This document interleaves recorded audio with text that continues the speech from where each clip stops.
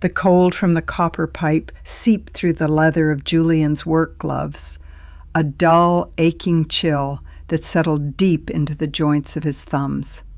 He kept his grip steady, his forearm locked, as he applied pressure to the pipe wrench. The basement of the Laurels was always 5 degrees colder than the rest of the estate, smelling of damp limestone, ancient coal dust, and the slow, quiet rot of joists that had been neglected for 30 years. With a low, grinding groan, the old brass fitting gave way. A thin trickle of rusty, mineral-heavy water dripped onto the concrete floor, splattering against the toes of Julian's work boots. He didn't flinch. He reached into his canvas tool bag, pulled out a dry rag, and wiped the pipe clean. In his back pocket, his phone vibrated once, a heavy, single pulse. Julian didn't need to look at the screen to know what it was. It was 5 p.m. on the 1st of the month. The automatic clearing notice from his business account would have just gone through. Debit, $4,200, Oak Ridge Country Club, membership dues. Debit, $8,764.12, County Treasurer, property tax installment. The second amount was the one that really stung. It was the 3rd consecutive quarter Julian had covered the taxes for the estate. If he hadn't, the red-bordered delinquency notice would have been posted on the hand-carved oak double doors at the front of the house, visible to every Mercedes and Range Rover that cruised up the long gravel driveway. Claire would have spent the week lockjawed and weeping in their bedroom, unable to face the shame. And her father, Richard, would have simply retreated into his study with a fresh bottle of Glenfiddich, pretending the mail hadn't arrived. Julian set the wrench down on the concrete. The metallic clink echoed in the damp air of the cellar. He pulled off his gloves, revealing hands that were broad, rough-palmed, and stained with the gray grease of thread sealant that never truly came out from under his fingernails. Above him, the ceiling creaked. The floorboards of the kitchen directly overhead groaned under a light, hurried stride. It was Claire. A moment later, the basement door at the top of the wooden stairs clicked open. A shaft of warm yellow light cut through the gloom of the cellar, illuminating the dust motes dancing in the cold air. "Julian?" Claire's voice drifted down, thin and slightly breathless. "Are you still down there?" Julian picked up his rag and began wiping his hands, his movements deliberate and unhurried. "Yeah, just wrapping up the main shutoff valve." "Oh, thank goodness." She descended 3 steps, her cream-colored silk dress rustling against the narrow wooden handrail. She smelled of expensive jasmine perfume and the fresh lavender spray she used to mask the dampness of the old house. She didn't come all the way down into the cellar. She never did. She stopped where the light met the shadows, her delicate manicured hand resting lightly on the wall. "Dad's trying to get the wet bar ready for tomorrow. He says the ice maker in the den is making a terrible rattling sound, and he's worried it's going to fail during the committee meeting." Julian looked up at her. Her hair was swept back, a few loose tendrils framing a face that was beautiful but perpetually tight, with a quiet, anxious strain. She looked so much like her mother when she worried, her brow furrowing in a way that made her look older than 32. "The compressor on that ice maker is 10 years old, Claire," Julian said, his voice flat, devoid of anger, but heavy with a tired patience. It needs to be replaced, not serviced. I told your dad that last month." Claire sighed, her fingers shifting on the wood. "I know, but can you just look at it, please? Just so he doesn't have to call someone out? You know how he gets about having strangers wandering around the house when he's trying to host." Strangers. Julian let the word hang in the cold space between them. He didn't point out that the professional refrigeration technician Richard refused to call would cost $300, whereas Julian's invisible, unpaid labor cost nothing. He didn't point out that he had spent his entire Saturday, his only day off from running his own commercial plumbing crew, crawling through the crawl space of this crumbling mansion to fix a leak that Richard had ignored until it started warping the parquet floor in the formal dining room. "I'll look at it," Julian said quietly. Claire's shoulders visibly dropped, a tiny, relieved smile touching her lips. "Thank you. You're a lifesaver, Jules. Really." She turned and began to climb back up the stairs, her heels clicking softly on the oak treads. Julian watched her go, his eyes tracking the sway of her expensive silk dress. He wondered if she knew how much that dress had cost, or if she simply put it on her father's supplementary credit card, entirely unaware that Julian had cleared the balance on that card 2 weeks ago to keep the account from being frozen. He gathered his tools, his movements mechanical. He zipped up the heavy canvas bag, the sound of the zipper harsh and abrasive in the quiet cellar. When Julian walked up the stairs and entered the kitchen, the transition was jarring. The kitchen was vast, designed in the late 90s with dark granite countertops and heavy cherrywood cabinetry that had begun to look dated. The air smelled of roasted garlic and rosemary. Eleanor, his mother-in-law, had hired a caterer's assistant to prep for the small dinner party they were hosting tonight for the club's membership committee. Standing by the sub-zero refrigerator was Richard Sterling. Richard was 64, but he carried himself with the posture of a retired military officer, his silver hair perfectly groomed, wearing a lightweight cashmere sweater draped over his shoulders.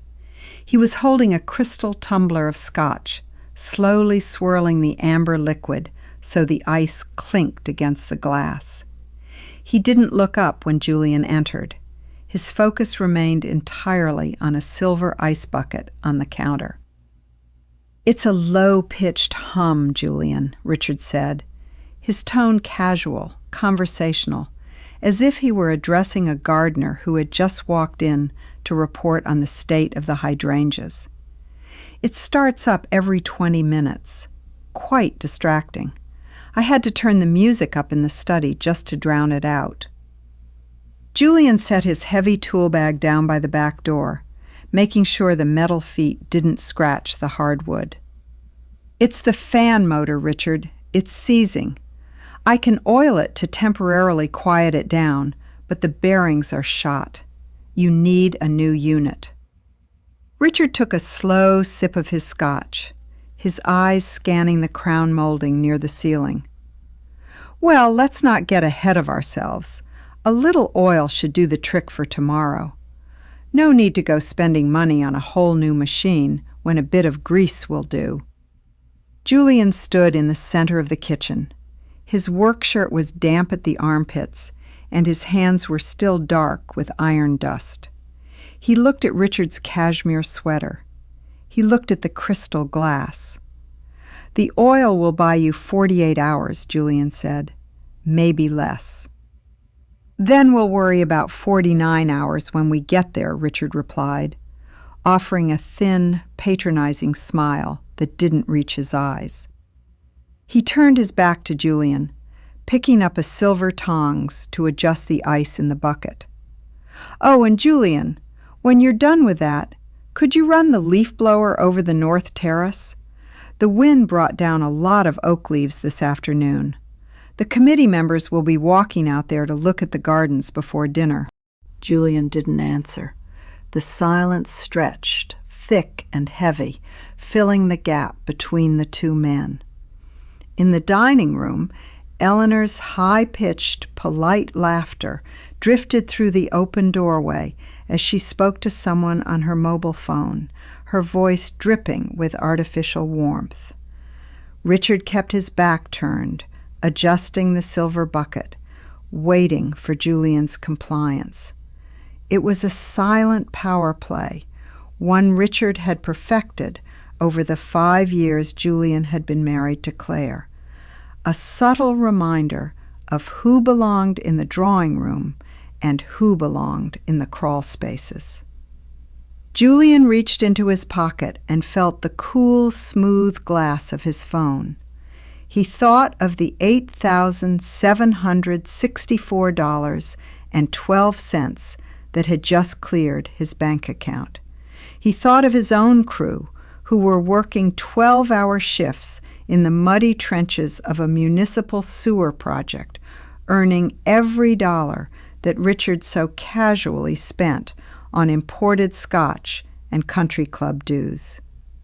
"I'll oil the fan," Julian said quietly. Richard didn't turn around. He merely nodded, a slight, dismissive jerk of his head. "Good lad. Make sure you don't leave any grease on the hardwood. Eleanor just had the floors waxed." Julian picked up his tool bag and walked toward the den, his boots leaving faint, dusty prints on the immaculate, freshly polished floor. The den was a room designed for men who had never known physical labor. It was lined with built-in bookshelves of dark, oiled walnut, housing rows of leather-bound volumes that had untouched, gilded edges. A massive mahogany desk stood near the bay window, its surface clear of everything except a heavy brass inkwell and a green leather desk pad. Julian knelt on a small blue utility towel he had brought from his truck, protecting the edge of the antique Persian rug that ran up to the wet bar. The rug smelled faintly of cedar and dry rot. He unclipped the plastic housing of the under-counter ice maker.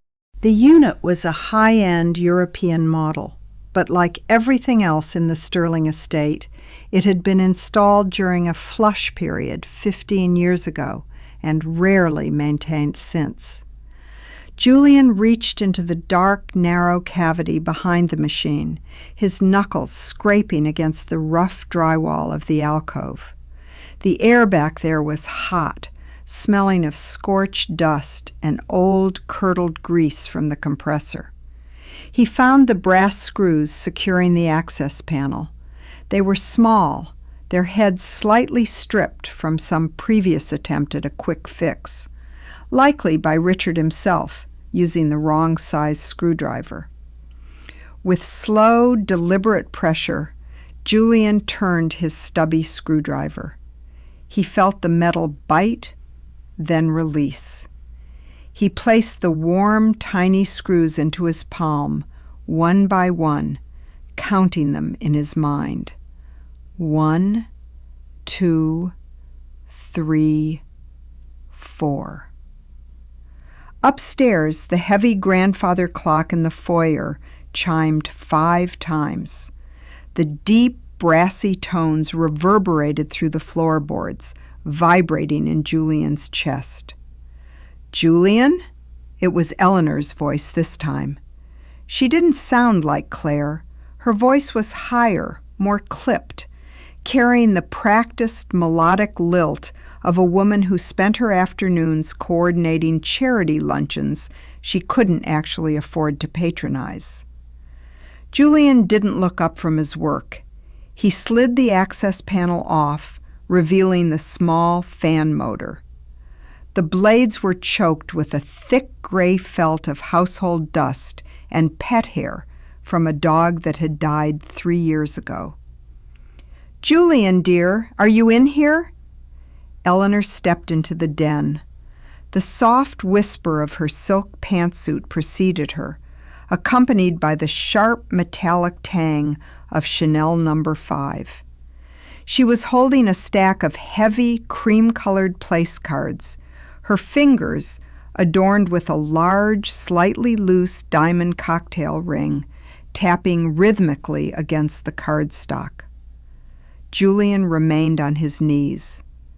"I'm here, Eleanor." "Oh, wonderful," she said, stopping at the edge of the wet bar.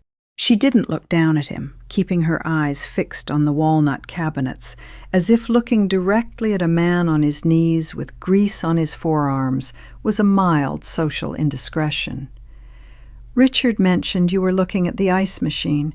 It's just so dreadful, that noise. It sounds like a lawnmower. We simply can't have the Millers hearing that tonight." "The motor bearings are failing," Julian said, his voice level, echoing slightly from the recess of the cabinet. "I'm cleaning the dust out and putting some high-viscosity oil on the shaft, but it's a temporary fix. It's drawing too many amps. It's going to trip the breaker eventually."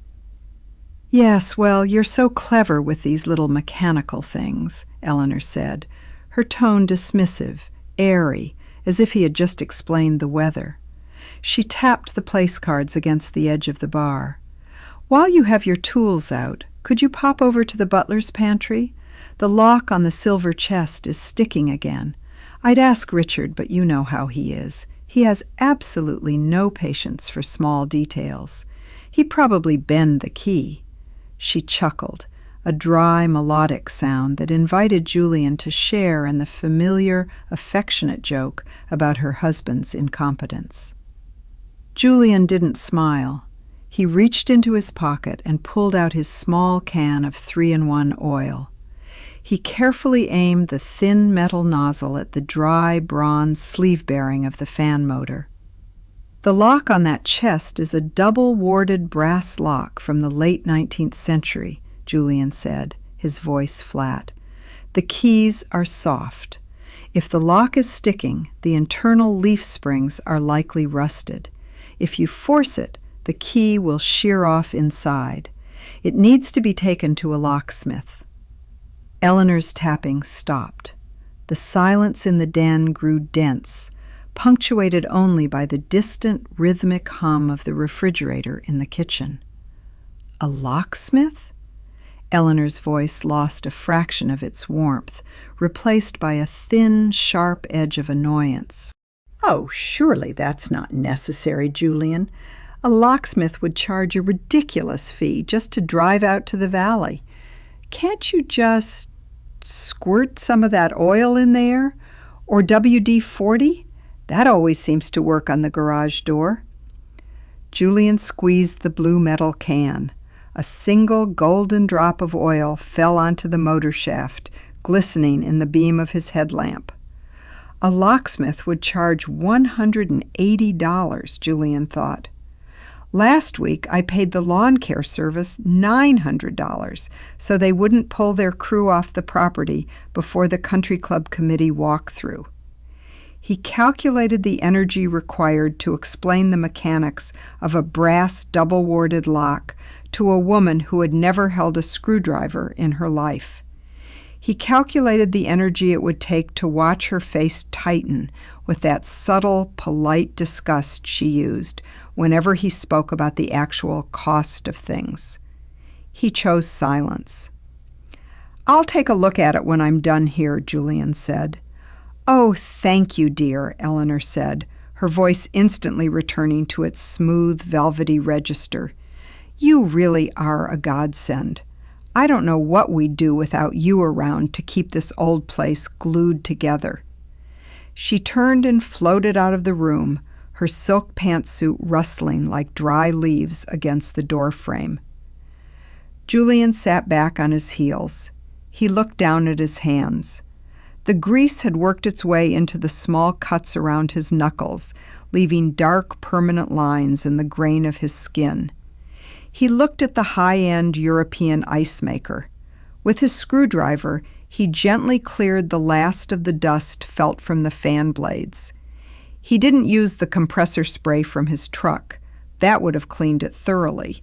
He just used his fingers, pulling away enough to let the air pass, but leaving the deep, microscopic grit inside the motor housing.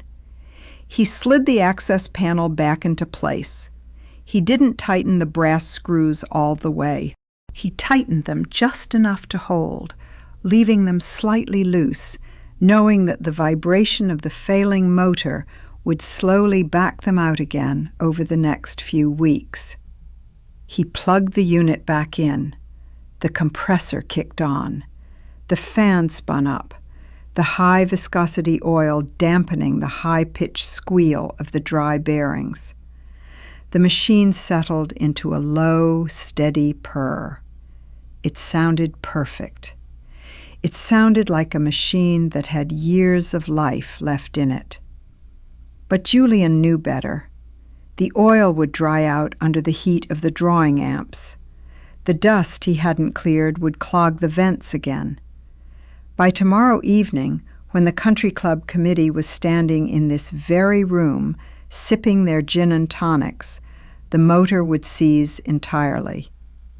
He slowly stood up, his knees popping in the quiet room. He folded his blue towel and placed it back into his tool bag. He didn't feel angry. He felt a strange, cold clarity, like the water running through the pipes beneath the floorboards. He picked up his bag and walked toward the butler's pantry, his boots making no sound on the thick Persian rug.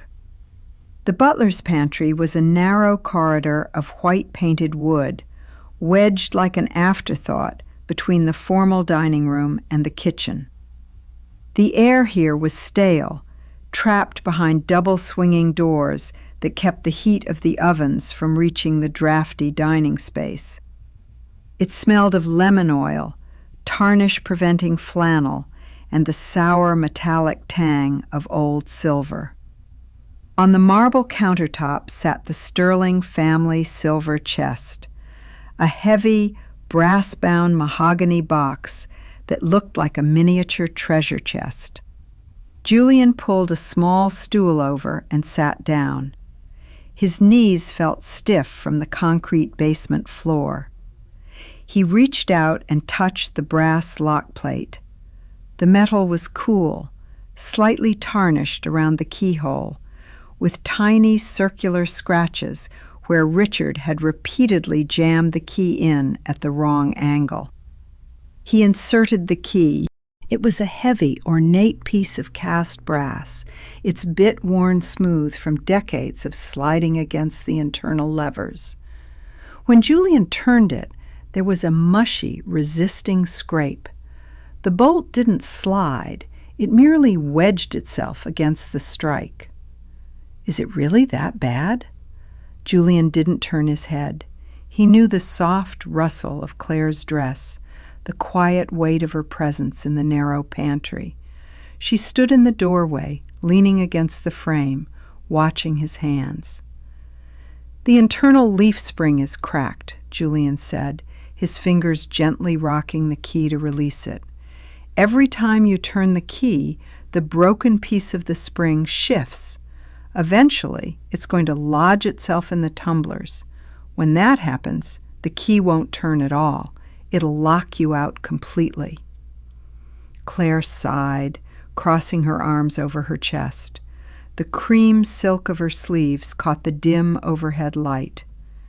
Can you just pop the pins or bypass it somehow? Mother's been stressing about the silver all week. She wants the fish forks for tomorrow. Apparently, Mrs. Miller is incredibly particular about formal table settings. Julian looked at the key in his palm. It was soft, cheap brass, masquerading as antique gold. I could bypass it, Julian said, but that doesn't fix the lock. It just ruins the mechanism. We don't need it to be a bank vault, Jules. We just need to get the silver out. She stepped closer, her hand resting on the back of his shoulder. The warmth of her fingers seeped through his work shirt, but it felt distant, like a greeting from someone standing on the opposite bank of a wide river. Dad says the trust should be releasing the quarterly dividend next month. Once that comes through, we can hire a proper restoration specialist to look at all the locks in the house. He's already got a list of people. Julian's hand went still. The trust. He closed his eyes for a fraction of a second, letting the words settle in his mind like sediment in a well. 6 months ago, Julian had visited the county clerk's office to pull the title deeds on the Laurels. He had wanted to understand why a family with a generational trust was constantly running 2 weeks behind on their utility bills. What he found wasn't a thriving estate protected by old money, but a hollowed-out shell. The trust had been liquidated 4 years ago to cover Richard's failed luxury golf development in North Carolina. There was no dividend. There was no quarterly release. There was only a bank account with a double-digit balance and a stack of final notice letters that Julian had quietly intercepted from the mailbox. Claire didn't know. Richard had spent 30 years cultivating an aura of absolute financial security, and Claire had been raised to believe that money was like gravity, invisible, silent, and always there to catch you. She didn't know that the very dress she was wearing, the heating oil keeping the pantry warm, and the premium scotch in her father's glass were all funded by the commercial drainage contracts Julian's business completed in the industrial parks across the state. "Jules," she prompted, her hand squeezing his shoulder slightly, "is it doable?" Julian opened his tool bag. He bypassed his high-grade lockpicks and pulled out a small flathead screwdriver and a tiny needle-nose file. "I'll open it," Julian said. He slipped the screwdriver into the keyhole, bypassed tensioning the cylinder, and used the file to manually push the broken leaf spring aside. With a dull, heavy thunk, the lock released. The lid of the mahogany chest popped open by a fraction of an inch. Claire let out a soft breath of relief. "Oh, thank goodness. You really are a genius with this stuff." She reached past him, opening the heavy lid. Inside, nestled in tattered, tarnish-resistant green velvet, lay the sterling silver. Dozens of heavy, ornate forks, knives, and spoons, each bearing the family crest, a stylized hawk clutching an empty scroll. "I'll go tell Mother," Claire said, already turning back toward the kitchen. She was about to have a fit. "If you could just leave the key in the lock, we'll leave it unlocked until the dinner is over." "Claire," she stopped, looking back over her shoulder, her eyebrows raised in polite inquiry. "Make sure your mother knows not to turn the key," Julian said, his voice low and steady. "If anyone turns it to lock it again, the broken spring will slide into the primary gate. It won't open a second time without a drill." "I'll tell her," Claire said with a quick nod, her mind already moving on to the seating arrangements. "Thanks, Jules." She vanished through the swinging door, the draft from her exit fluttering the yellowing calendar hanging on the pantry wall. Julian sat in the narrow space, the smell of lemon oil heavy in his nose. He looked down at the brass key. He didn't leave it in the lock. Instead, he picked up his needle-nose file again. With 3 slow, precise strokes, he shaved a microscopic fraction of a millimeter off the second tip of the key's bit. To the naked eye, the key looked identical, but Julian knew the exact tolerances of the 19th century brass lock. He placed the key back into the keyhole. He didn't lock the chest, but he left the key sitting there, balanced perfectly, a silent invitation. He knew Eleanor. He knew her obsessive need for order, her deep-seated paranoia about the hired help stealing the family heirlooms. Despite Claire's warning, the moment the caterers arrived tomorrow morning, Eleanor's anxiety would get the better of her. She would walk into this pantry, see the chest open, and she would turn that key to lock the silver away. And when she did, the modified bit would push the broken spring exactly where it needed to go. The lock would bind.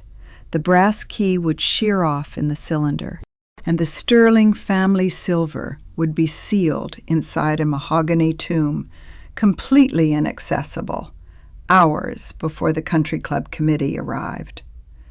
Julian slowly closed his tool bag. He stood up, his spine popping in the quiet pantry.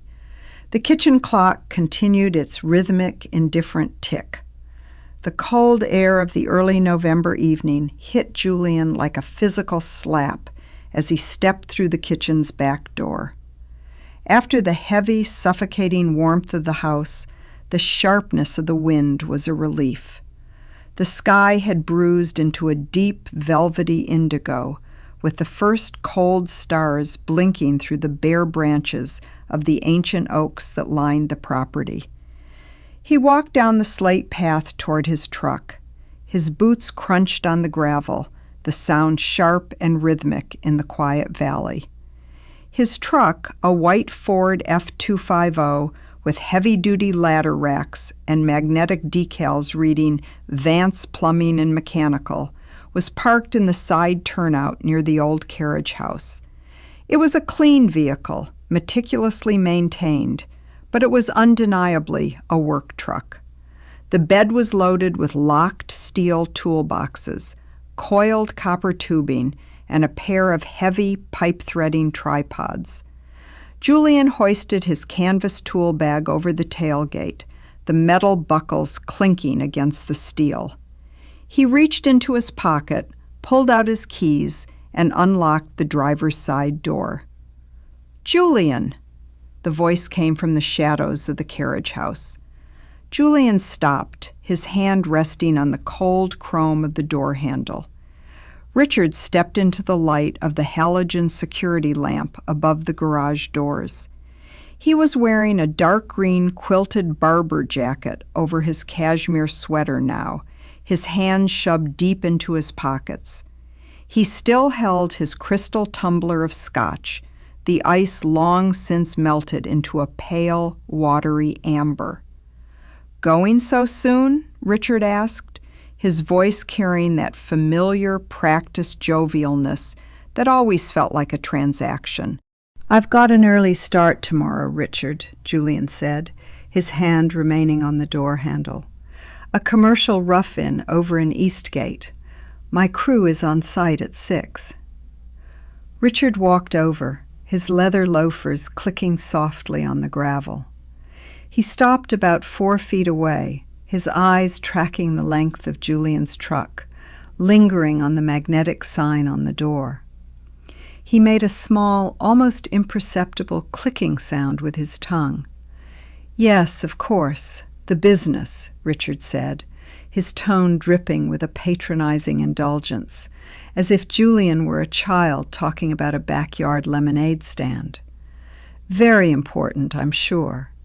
But about tomorrow," he gestured with his glass toward the sweeping, circular driveway that ran in front of the main house. The white quartz gravel gleamed like snow in the twilight, but the edges were ragged, overrun with creeping crabgrass that Julian hadn't had time to pull. "When the committee members start arriving tomorrow afternoon, I'd appreciate it if we kept the front loop entirely clear," Richard said. He offered a tight, polite smile. "We want the approach to look pristine. You know how these old money types are, very particular about presentation. If they see a commercial vehicle parked out front, they'll think we're having the sewer lines dug up." He chuckled, expecting Julian to join him in the amusement. Julian looked at Richard's loafers. They were expensive Italian calfskin, but the soles were worn thin, and there was a salt stain blooming near the welt. Julian knew for a fact those shoes hadn't been replaced in 3 years. "The truck won't be in the loop," Julian said. "I won't be here." Richard's smile faltered just for a fraction of a second before smoothing back out. "Well, yes, but surely you can pop back around 4, just to keep an eye on things.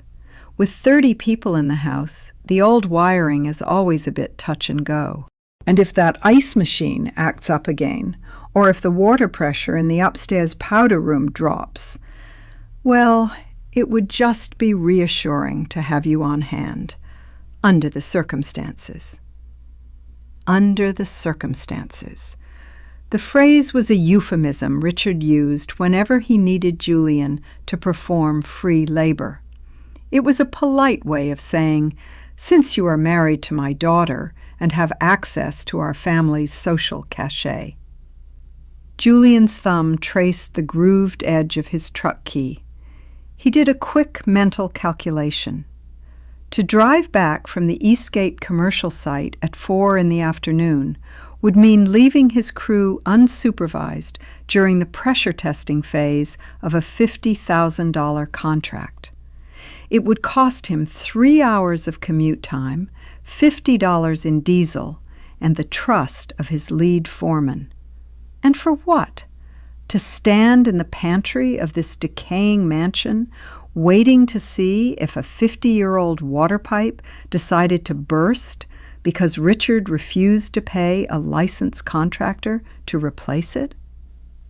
"I can't make it back by 4, Richard," Julian said, his voice quiet, devoid of apology. "The Eastgate inspector is scheduled for 4:30. If I'm not there to sign off on the pressure test, we lose our permit." Richard's posture stiffened. The casual, friendly neighbor routine evaporated, replaced by the cold, rigid authority of a man who was used to having his demands met without question. He took a slow, deliberate sip of his watered-down scotch. "I see," Richard said.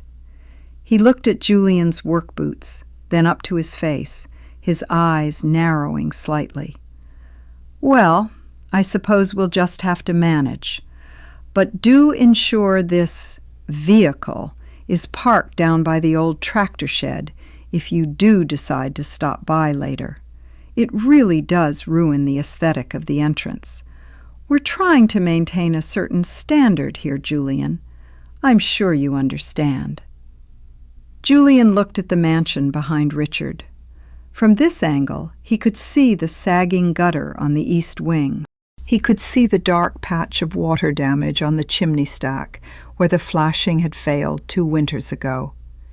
He could see the faint glow of the dining room chandelier, powered by electricity that Julian's bank account had paid for 3 hours ago. The standard Richard was trying to maintain was a ghost, a lie constructed of unpaid bills, hollow trusts, and the quiet, unacknowledged charity of a blue-collar son-in-law they treated like an intruder. "I understand," Julian said. He pulled open the heavy cab door of the F250. The interior light flooded the gravel path, catching the edge of Richard's Barber jacket. Without another word, Julian climbed into the driver's seat. He pulled the door shut. The solid, insulated slam of the truck door cut off the cold wind and the smell of melted scotch, enclosing him in the familiar, quiet sanctuary of his own cabin. Through the window, he watched Richard stand on the gravel for a moment, looking at the truck with a faint expression of distaste before turning on his heel and walking back toward the warm, yellow light of the kitchen. Julian turned the key in the ignition. The heavy diesel engine roared to life, a deep mechanical rumble that vibrated through the steering wheel and into the soles of his boots. He adjusted his mirrors, backed slowly out of the turnout, and steered the truck down the long, dark driveway, leaving the crumbling estate behind him in the rearview mirror. The 3-mile drive to his own house was a slow crawl through a rising mist that rolled off the river and settled into the hollows of the valley. Julian kept the truck's speed steady, the headlights cutting weak, yellow tunnels through the damp, gray fog. He lived in a 3-bedroom craftsman bungalow on the edge of the town line, a working-class neighborhood of neat lawns and modest chain-link fences. It was a house he had bought 7 years ago, before he met Claire. He had rewired it himself, replumbed it from the street to the main stack, and insulated the walls until the interior was as quiet as a bank vault. It was solid, tight, and warm. He pulled into the concrete driveway, killed the engine, and sat in the sudden, ringing silence of the cab. The dashboard clock glowed green, 6:14 p.m. Julian let his head fall back against the headrest, closing his eyes. His shoulders felt tight, a dull ache radiating from his neck down to his shoulder blades. For a long time he just listened to the metallic tink, tink of the truck's manifold cooling down in the damp air. His phone vibrated in his pocket. He pulled it out, the blue screen illuminating the dark cabin of the truck. A text from Claire. "Staying at the house tonight," it read. "Mother is having a minor meltdown about the seating chart, and the florist didn't deliver the white hydrangeas. I need to stay and help her sort it out. Leftover lasagna in the fridge for you. See you tomorrow evening? XX." Julian stared at the words. Staying at the house. Even after 5 years of marriage, when Claire said, "the house," she didn't mean the bungalow with the custom-tiled kitchen and the vegetable garden they had planted together. She meant the Laurels. She meant the drafty stone mansion with the leaking wet bar and the unpaid taxes. To her, their home was just a temporary holding area, a place they slept while waiting for her father's mythical trust to restore them to their rightful place in the valley's social register. He didn't reply. He unlocked his phone, cleared the notification, and pocketed the device. He climbed out of the truck, grabbed his lunchbox from the passenger seat, and walked up the porch steps. Inside, the house was dark and smelled faintly of cold coffee and pine cleaner. The quiet was absolute, a stark contrast to the performative, tense atmosphere of the Sterling estate.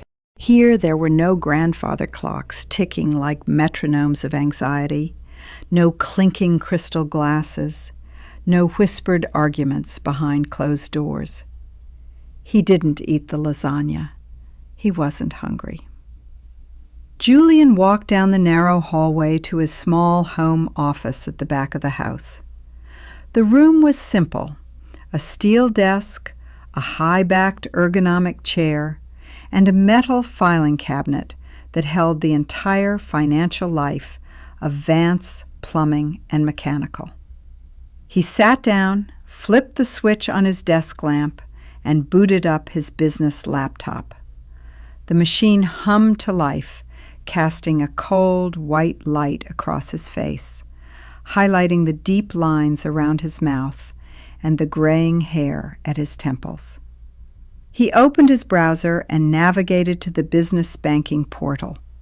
After typing in his password and scanning his thumbprint on the external reader, the main dashboard appeared.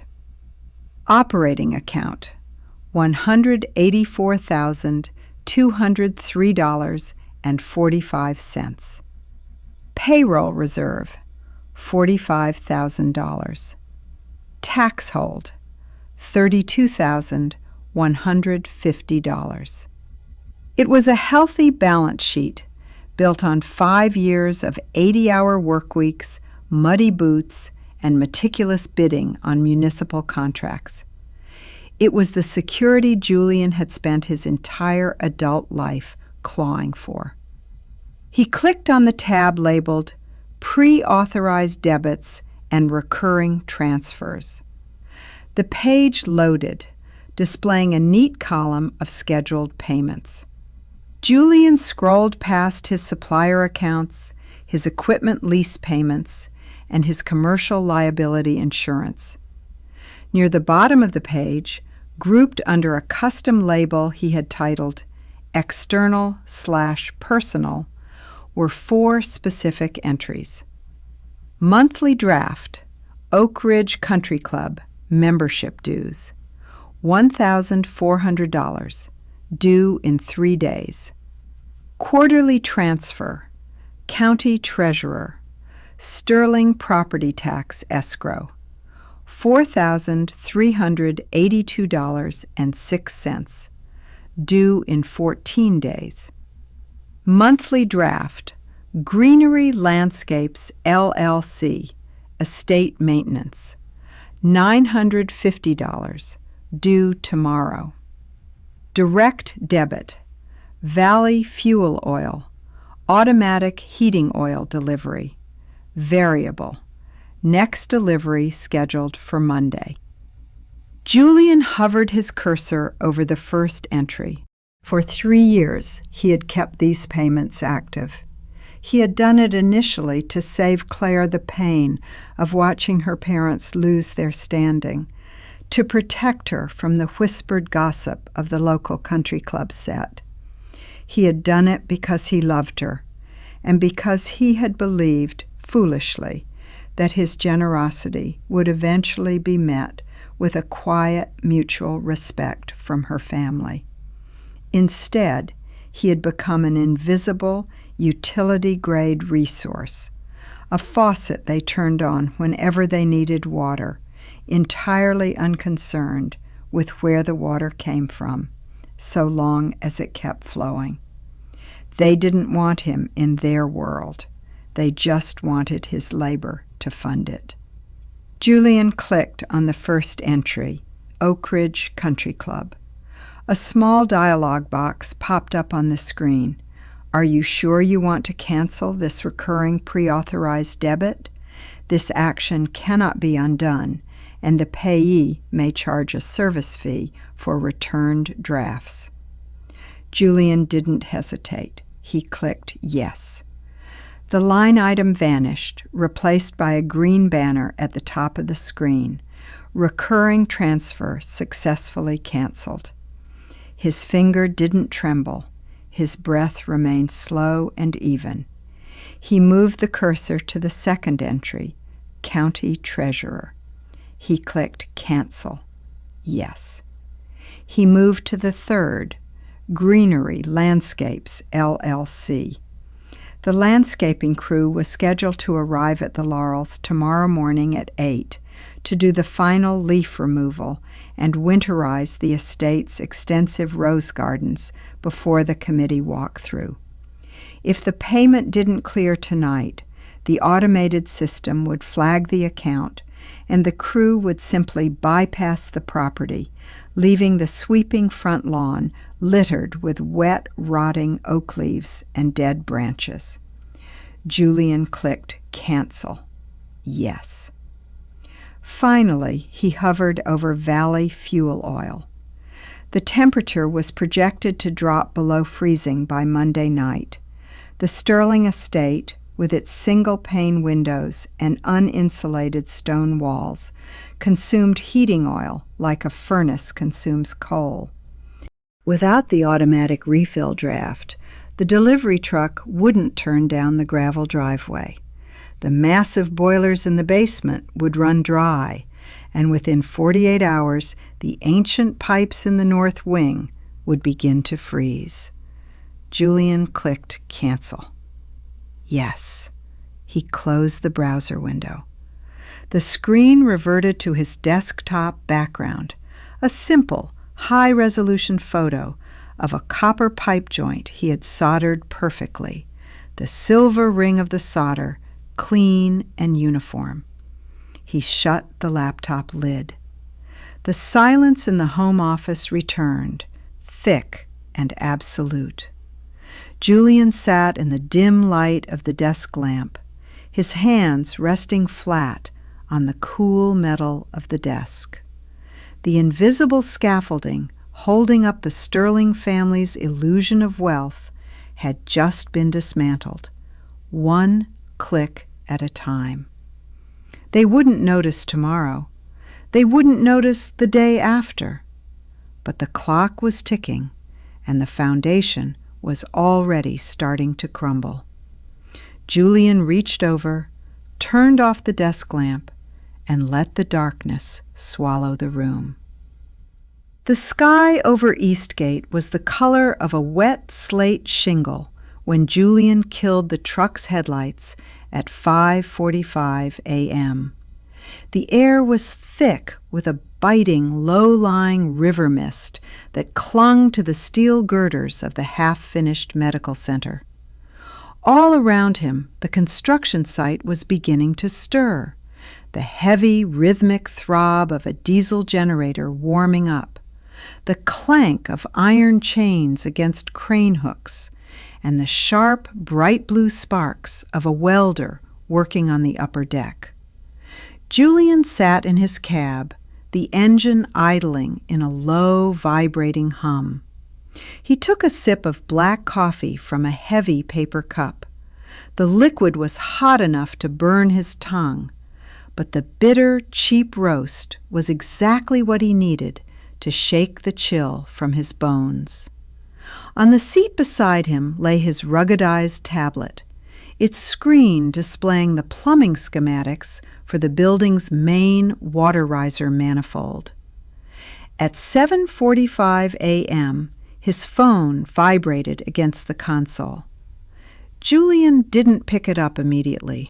He finished marking a correction on the blueprint with a red wax pencil, blew the dust off the screen of his tablet, and then reached for the device. It was a text from Claire. "Jules, are you busy? The landscapers aren't here. They were scheduled for 7:30 sharp. Dad is walking laps around the driveway, and Mother is on the verge of tears. The front lawn is covered in wet oak leaves from the storm last night. Do you have the owner's personal cell? The office line is just going to an automated menu." Julian looked out the truck window. 30 yards away, 2 of his plumbers were unloading 20-foot lengths of copper pipe from a flatbed, their breath rising in white plumes against the dark steel of the structure. He didn't have to think about his reply. He knew exactly why the office line was going to an automated menu. Greenery Landscapes operated on a strict, automated client portal. When a pre-authorized monthly payment failed to clear by midnight, the system automatically suspended the service ticket and flagged the address as delinquent/hold. The office staff wouldn't even see the ticket on their morning dispatch board. He typed, "On site at Eastgate. Don't have the owner's number on me. Busy with inspection prep." He sent the message and laid the phone face down on the passenger seat. 5 minutes later, the phone buzzed again. This time, it was a voice call. The caller ID read, "Richard Sterling." Julian watched the screen light up, the vibration of the phone causing it to slide a fraction of an inch across the vinyl seat. He let it ring. 1, 2, 3, 4, 5. It cut to voicemail. A minute later, the notification icon popped up. Julian unlocked the phone and pressed the speaker icon to play the message. The noise of the construction site, the sharp tat-tat-tat of a pneumatic nail gun, filled the cab, but Richard's voice cut through it, thin and brittle. "Julian, Richard here. Look, there seems to be some sort of ridiculous bureaucratic mix-up with the lawn people. They haven't shown up, and their office line is completely useless. Be a good fellow and ring them up from your office. I'm sure you have a commercial contact there, or some sort of priority line. The front lawn looks like a public park after a storm, and the committee members are due at 4. Call me back as soon as you've sorted it. The call ended with a sharp, impatient click. There was no pleas, there was no inquiry about Julian's day, his work, or the massive commercial project he was currently managing. Richard simply assumed that Julian's office, the single, modest desk in Julian's home, existed to serve as a personal concierge service for the Sterling estate. He assumed that Julian would drop his tools, call in a favor with a commercial contractor, and perhaps even pay the bill himself just to keep the peace. Julian deleted the voicemail. He picked up his hard hat from the dashboard, adjusted the suspension strap, and stepped out of the warm cab into the raw, damp morning air. The wind caught him immediately, carrying the smell of wet earth and diesel exhaust. "Morning, boss," said Marcus, his lead foreman, walking over with a clipboard tucked under his arm. Marcus was a stout man in his late 50s, his face lined by decades of working in the elements. "The inspector's on his way from the city. Should be here by 9. We've got the pressure test gauges set up on the 3rd floor. Want to take a look before he gets here?" "Yeah," Julian said, his voice steady. "Let's walk it." They climbed the temporary wooden stairs, their heavy work boots echoing against the raw concrete decks. As they walked, Julian's mind did a quiet, metabolic calculation. The landscaping contract was $950 a month. Richard had no way of paying that today. Even if he managed to get through to the owner of Greenery Landscapes, the owner would demand a credit card over the phone to clear the delinquency hold. Richard's credit cards were already maxed out. Julian had seen the notices from the merchant bank 2 weeks ago. Richard would have to ask Claire. Claire would check their joint household account, which Julian had carefully structured to only hold their actual monthly living expenses, money for groceries, utility bills for their bungalow, and car payments. There was no surplus $1,000 buffer in that account anymore. For the first time in 5 years, the financial vacuum of the Sterling estate was going to pull against an empty pipe. "Gauges are right here," Marcus said, pointing to a brass manifold connected to a thick copper line. The needle on the pressure gauge was locked dead on at 150 pounds per square inch. "It's been holding since yesterday afternoon. Not a single leak." Julian reached out and touched the cool glass of the gauge. He felt the absolute stability of the system.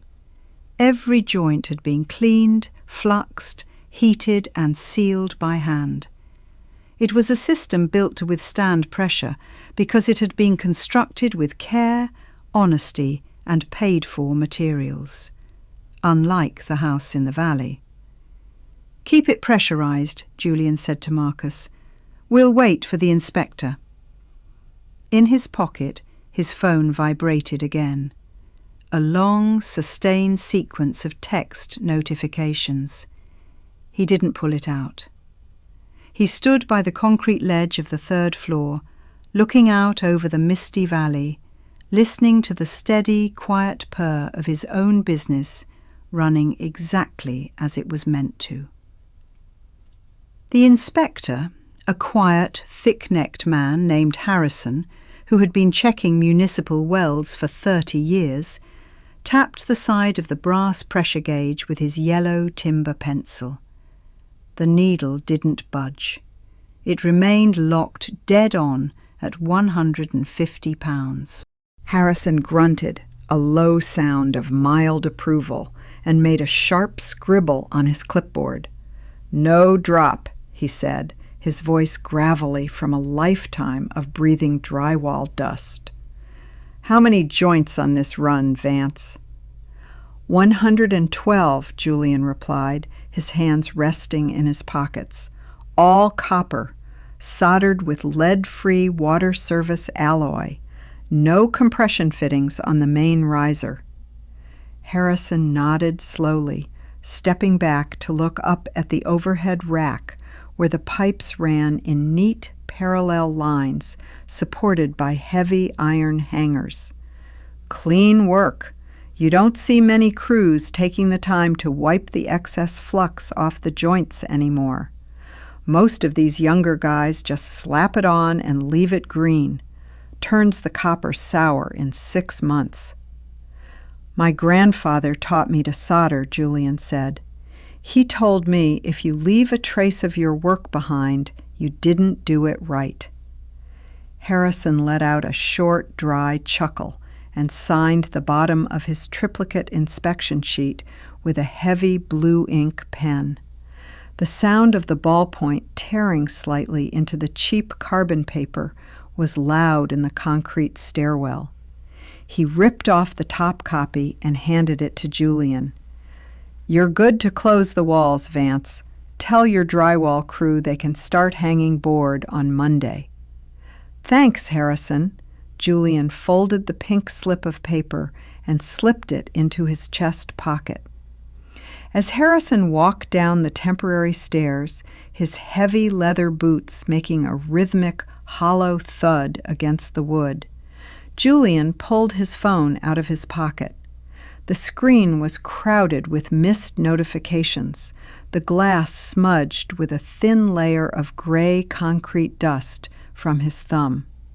There were 4 missed calls from Claire, 1 from Eleanor, and a string of text messages that had arrived in a rapid, agitated sequence over the last 45 minutes.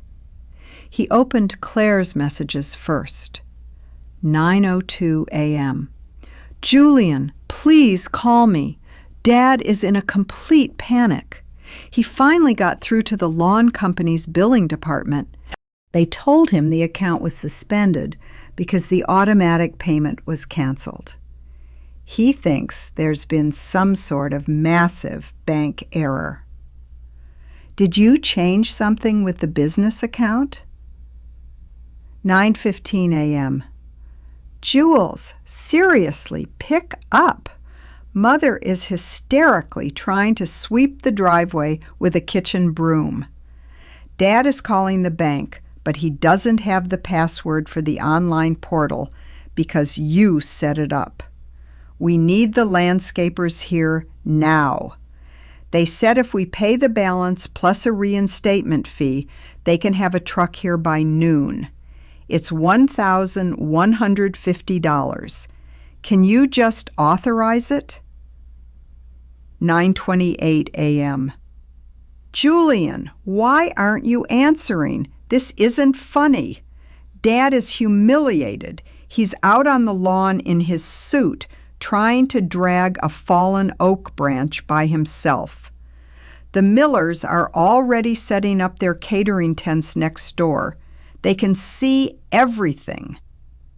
Julian leaned his shoulder against the raw concrete column of the stairwell, looking out at the city skyline. The river mist was beginning to burn off under a pale, cold sun, revealing the sharp, jagged shapes of the industrial parks in the distance. He took a slow, deep breath, letting the cold air clear the smell of hot solder from his lungs. He didn't feel the sudden spike of adrenaline that usually came when Claire panicked. In the past, his immediate response would have been an internal scramble, calculating how to log into the portal from his phone, transfer the funds, call the landscaping owner, and smooth over the misunderstanding before her father's pride was bruised. He would have spent his own morning rushing to fix a problem he hadn't created, all to protect a family that wouldn't even offer him a seat at their table. Now he felt only a profound, heavy stillness. He opened the text thread from Eleanor. It was the first time she had texted him directly in 6 months. Usually she communicated her demands through Claire. "Julian," the message read, the text blocks dense and devoid of punctuation. "We have an absolute emergency here. The lawn is a disaster, and the committee is arriving in less than 6 hours.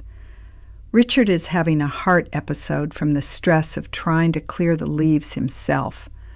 My back simply cannot take the strain of raking. Please call the bank and resolve this error immediately. It is completely unacceptable for a professional business account to have these kinds of technical glitches." Technical glitches, Julian murmured to himself. He looked at his thumb, stained with the gray grease of thread sealant. He calculated the energy required to explain to Eleanor that there was no glitch. He calculated the energy it would take to listen to Richard's high-handed bluster about bank negligence. He chose silence. He tapped Claire's name and typed a single short message. "Still with the city inspector on the East Gate riser test. Can't access the portal from my phone. I'll be on site here until at least 2. He didn't mention the $1,150. He didn't offer to call the lawn company. He didn't acknowledge Eleanor's text at all. He hit send, watched the little progress bar slide across the screen, and then locked the phone. He slid it back into his pocket, where it immediately began to vibrate again. He ignored it.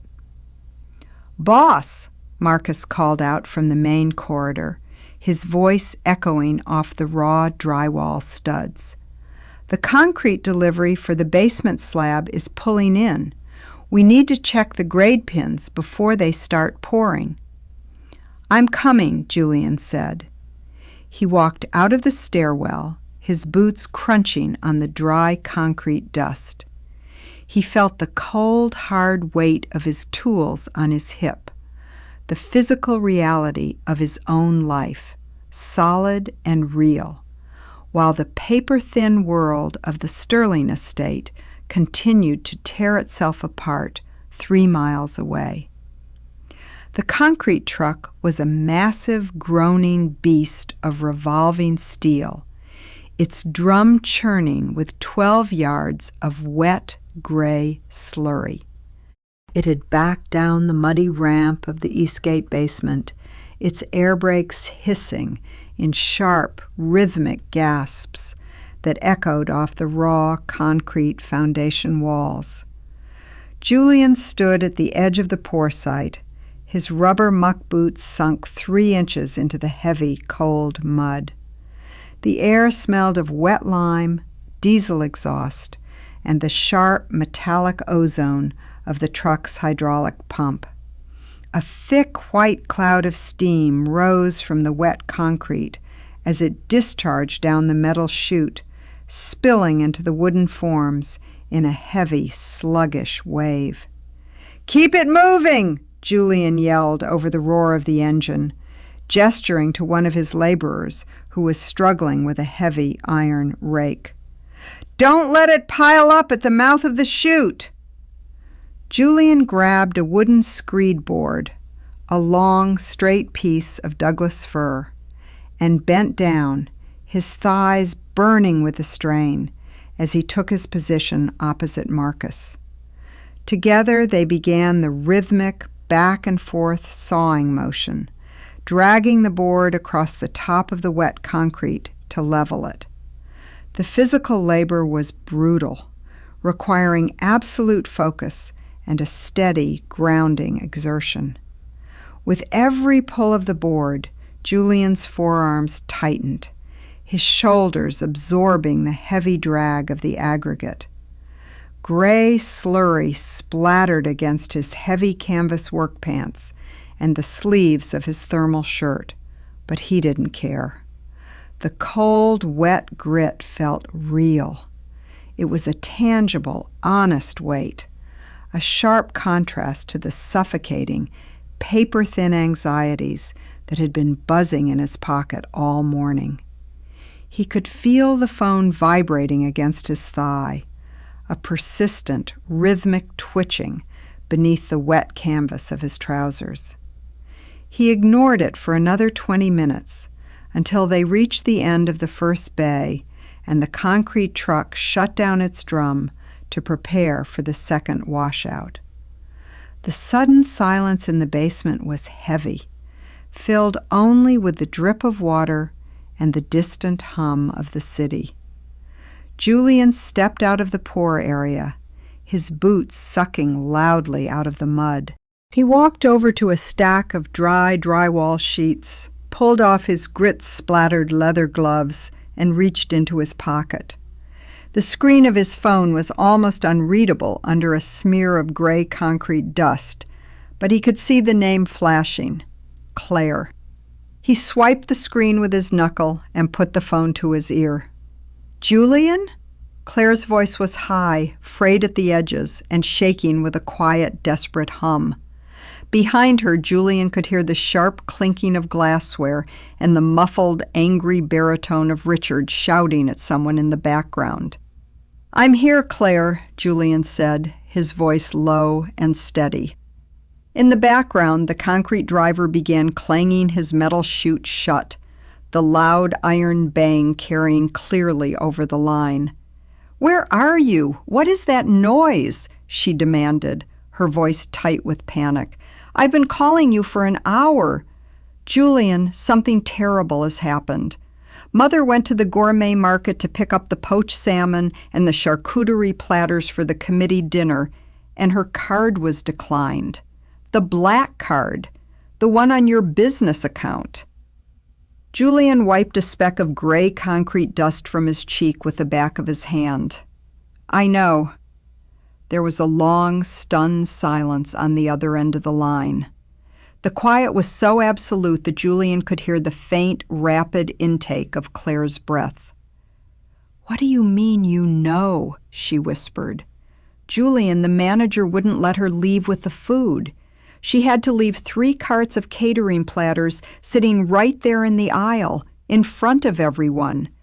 Mrs. Talbot was standing right behind her in line. Mother had to pretend she forgot her checkbook, but everyone knew.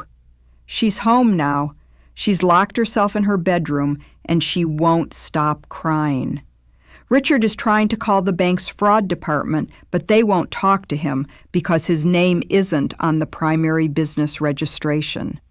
"The card wasn't flagged for fraud, Claire," Julian said calmly. He leaned his back against the stack of drywall, looking down at his mud-caked boots. "I closed the supplemental accounts last night." You closed them?" Claire's voice cracked, rising in pitch. "Why would you do that? Without telling us? Julian, we've used those cards for emergencies for 3 years. How could you just shut them off on the morning of the most important dinner of the year?" "The annual fees were too high," Julian said, his tone flat, devoid of anger or apology. "And we're restructuring our overhead for the upcoming fiscal quarter. The business can't carry personal emergency cards for non-employees anymore." "Non-employees?" Claire sounded as if he had just spoken to her in a foreign language. "Julian, that's my family. My father is a Sterling. He spent his whole life building the reputation of this valley, and you're treating him like some sort of vendor. You knew we needed that food for the committee tonight." Julian's eyes narrowed slightly, but his voice remained cool, measured. The business account paid $12,000 in taxes and club dues for your father yesterday, Claire. That wasn't an emergency. That was a gift, and the business is out of gifts. Julian, please, she pleaded, her voice dropping into a desperate, hurried whisper. Can't you just call the bank and reactivate it for 24 hours, just so we can get the food? I'll talk to Dad. We'll figure out the trust dividend next week, I promise. But please don't do this to them today. It's humiliating. Julian looked across the basement. Marcus was watching him from the edge of the forms, holding a fresh trowel, waiting for his boss to finish the call. I have to go, Claire, Julian said softly. The second truck is pulling in, and we're about to pour the main slab. I won't be near my phone for the next few hours. Julian, don't you dare hang up on... He pressed the red button, cutting her off mid-sentence. He stood there for a moment, the phone heavy in his hand. He didn't feel the familiar, sickening knot of guilt that had ruled his life for 5 years. He felt only the cold, solid weight of the concrete waiting to be poured, and the deep, silent satisfaction of a man who had finally stopped carrying a mountain that wasn't his to lift. He slid the phone back into his pocket, pulled his grit-stained leather gloves back on, and walked back toward the wet mud. The outdoor spigot at the corner of the East Gate site discharged a stream of near-freezing well water that stung Julian's skin. He squirted a generous dollop of heavy-duty orange pumice soap into his palms. The thick, abrasive grit smelled sharply of synthetic citrus and kerosene as he rubbed his hands together, working up a dull gray lather that dissolved the dried concrete splatters on his wrists and forearm. He rinsed, watching the dirty water splash against the gravel and disappear into the frozen mud below. His skin was raw, red from the cold, but his hands were clean. Julian dried his hands on a clean grease rag, tossed it into the back of his truck, and climbed into the cab. The interior was cold, having sat empty for several hours. He started the engine, turned the heater dial to maximum, and waited for the defrost vents to clear the light film of frost on the windshield. His phone, resting in the center console cup holder, remained silent, but the small green notification LED in the corner of the bezel was blinking with a steady mechanical rhythm. He picked it up. He had 3 new missed calls. 2 were from unknown numbers, but the third was from a local landline, the administrative office of the Oak Ridge Country Club. Julian tapped his voicemail icon and held the phone to his ear, listening to the digital operator's computerized voice before the recording played. Mr. Vance, this is Arthur Pendleton, General Manager at Oak Ridge. The voice was smooth, carrying the low, practiced baritone of a man who spent his life managing the delicate egos of the county's wealthy elite. But beneath the polished surface, there was a distinct, hard edge of professional urgency. I'm calling regarding the quarterly membership dues and dining minimums for the Sterling account. The automatic clearing draft we attempted this morning was returned to us as authorization canceled by payer. Arthur paused, a brief, soft clearing of his throat. As you know, our bylaws require all accounts to be in active good standing prior to any major club-sponsored events or committee dinners. We have the seasonal membership committee meeting scheduled for this evening, and Richard has reserved the private veranda room for 5:30. Unfortunately, our system is programmed to automatically suspend club privileges, including dining room access, if the balance isn't cleared by 4 o'clock on the day of the reservation. Since you are listed as the primary financial guarantor on this account, I wanted to reach out to you directly before we have to take that step. Please give me a call back at your earliest convenience." Julian hung up. He looked at the dashboard clock. It was 3:12 p.m. 48 minutes remained. He leaned his forearm on the steering wheel, watching the steam from his breath rise and vanish against the windshield. For the past 3 years, Julian had been the shadow guarantor for Richard's country club life. When Julian had first agreed to pay the dues, doing so quietly at Claire's desperate behest, after Richard had experienced a temporary liquidity constraint, he had been forced to sign a personal indemnity form. The club's board was no fool. They knew Richard's financial status was a house of cards. They had demanded a solid, asset-backed signature before they would allow the sterling name to remain on the active roster. But Richard didn't know that, or rather, he chose not to know. In Richard's mind, he was still the patriarch of the valley, a legacy member whose presence honored the club. When he introduced Julian to the club's board members during the annual charity tournament, he had introduced him as "my daughter's young man, who does some commercial contracting work in the city." He had said it with a patronizing pat on the shoulder, as if Julian were a high schooler with a summer lawn mowing business. He had never once acknowledged that the very steak he was cutting and the very grass he was golfing on were paid for by the commercial contractor he so casually dismissed. Julian put the truck in gear and backed out of the Eastgate parking lot. He didn't drive toward the highway that led to the valley. Instead, he turned the truck toward a quiet industrial park on the edge of town where his supplier's yard was located. He needed to pick up 3 rolls of 6-inch PVC conduit for Monday's job, a mundane task that he could have easily left for his apprentices, but one that offered him a perfect physical excuse to remain unavailable. As he drove, his phone buzzed again in the console.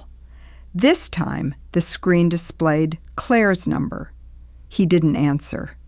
He let the phone vibrate, its rhythmic buzzing sliding it slightly across the plastic tray until it hit the edge of his coffee cup with a dull, hollow tack. He kept his eyes on the road. The sky was darkening now, the heavy purple clouds of the approaching cold front lowering over the hills. The wind was picking up, sending dry brown oak leaves scraping across the black asphalt of the highway. Julian reached out and turned up the volume on the truck's radio, letting the low, steady hum of a classic rock station fill the small cabin, completely drowning out the silent, desperate vibration of the phone. He knew exactly what was happening at the Laurels.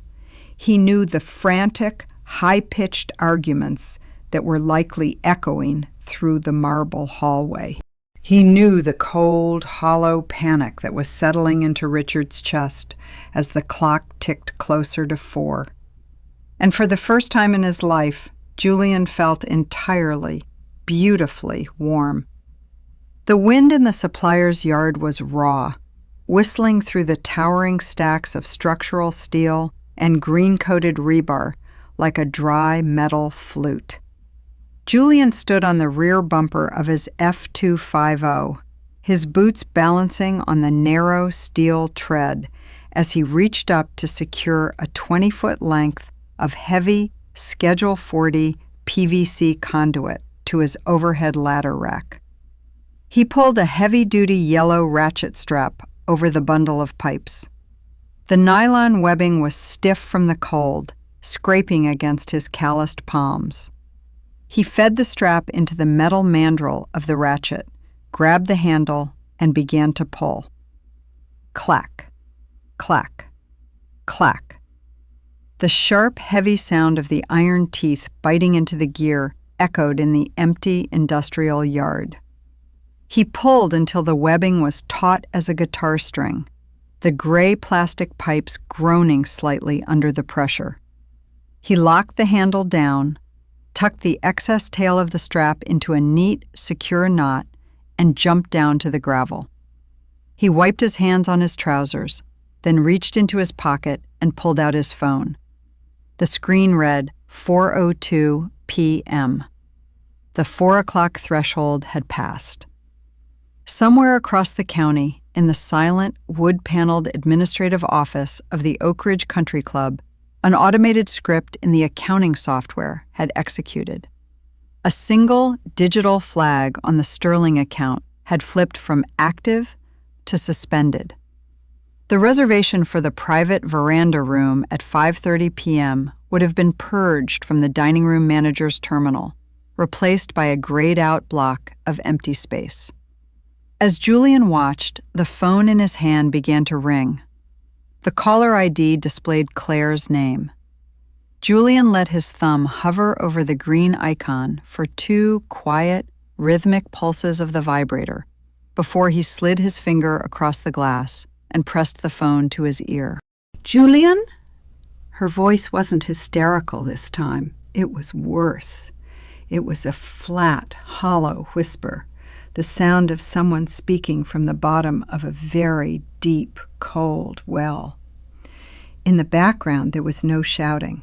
There was only an eerie, heavy silence, broken occasionally by the distant, high-pitched beep of a microwave in the kitchen. "I'm here, Claire," Julian said. He leaned his shoulder against the side of his truck bed, his eyes tracking a single dry oak leaf as it skittered across the gray gravel of the yard. "Arthur Pendleton just called Dad's mobile," she said, her voice trembling, though she was trying desperately to keep it steady. He told him the reservation was canceled. He told him the membership has been suspended for non-payment. Dad tried to tell him there was a bank error, but Arthur said the payment draft was manually revoked by the primary guarantor last night. He said the account had been flagged for immediate suspension. She stopped, taking a shaky, shallow breath. "Julian, Arthur said your name. He said Julian Vance canceled the draft. Why would he say that? Why would he think you had anything to do with our account?" Julian adjusted his collar against the biting wind.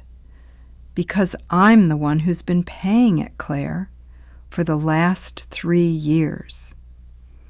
The silence on the other end of the line was so dense it felt physical, a cold pressure radiating through the speaker. Julian could hear the faint, rhythmic whistle of the wind through his own microphone, but from Claire's end there was nothing. No breath, no movement. "What?" she whispered finally. "No, that's not true. Dad has the trust. He has the quarterly dividends from the North Carolina development."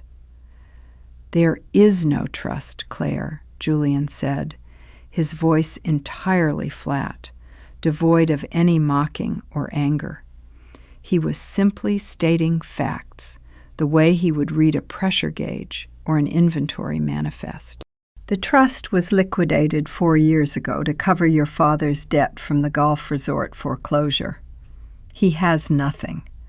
The Laurels has been running on my business operating account since the winter we got married. I paid the property taxes yesterday so the sheriff wouldn't post a foreclosure notice on your mother's front door today." "No," she said, her voice rising slightly, a note of frantic denial creeping back into her tone. "No, you're lying. You're just trying to hurt him because he didn't want you parking your truck in the loop. You've always been jealous of him, Julian. You've always hated that he has a legacy, that he has a name in this valley. Julian looked down at his boots, at the gray concrete dust that had dried into the leather. He felt no urge to defend himself. He felt no anger at the absurdity of her accusation. "I didn't do anything to hurt him, Claire," Julian said quietly. "I just stopped doing everything for him." "You ruined him," she sobbed, the tears finally breaking through her fragile composure. "The committee is arriving in 30 minutes. They were supposed to meet at the club. Now they're going to have to come to the house, and there's no food, and the lawn is covered in trash, and the house is freezing because the oil delivery didn't come. Julian, please, if you ever loved me, call Arthur. Pay the dues. We'll pay you back. I'll make Dad sign whatever you want. Just don't do this to us today." Julian looked up at the sky. The heavy purple clouds had completely blocked out the sun, turning the afternoon into a premature gray twilight. He could feel the first tiny icy needles of sleet beginning to fall, stinging his cheeks. "I have to go, Claire," Julian said softly. "The storm is rolling in, and I need to get this PVC back to the shop before the roads freeze." "Julian, please! If you hang up on me now, I swear to God—" "Goodbye, Claire." He pulled the phone away from his ear and tapped the red button. He didn't lock the screen immediately. Instead, he opened his contacts, scrolled past the Sterling family names, and tapped on a number he had saved under a simple, professional label. Garrison and Associates, Real Estate Law. He opened the text interface and typed a brief message to his attorney. "Proceed with the secondary title search on the Valley property. Let's prepare the paperwork for the quiet title action on the tax liens." He hit send. The message went through instantly, a clean, silent transaction. Julian locked his phone, slid it back into his pocket, and climbed into the warm, dry cabin of his truck. He pulled the door shut, locking out the cold wind and the icy sleet, and turned the steering wheel toward the highway, leaving the valley to face the winter storm on its own. The heavy chain-link hoist groaned as Julian pulled it, the massive metal roll-up door of his warehouse clattering down into its steel tracks with a hollow, booming thud. He slid the heavy iron deadbolt into place, locking out the freezing sleet and the dark, howling wind of the valley. Inside, the warehouse of Vance Plumbing and Mechanical was quiet, warm, and smelled reassuringly of commercial pipe dope, copper flux, and the dry, oily scent of stored iron. It was a vast, high-ceilinged space where stacks of cast-iron soil pipes and racks of brass valves sat in perfect geometric alignment. Julian walked through the dark shop floor, his boots leaving faint, wet imprints on the sealed concrete. He climbed the narrow wooden stairs to the mezzanine office, a small, glass-walled room that overlooked the entire warehouse. He didn't turn on the overhead fluorescent lights. Instead, he flipped the switch on a small brass desk lamp, casting a warm, amber pool of light across his green blotter and his ruggedized laptop.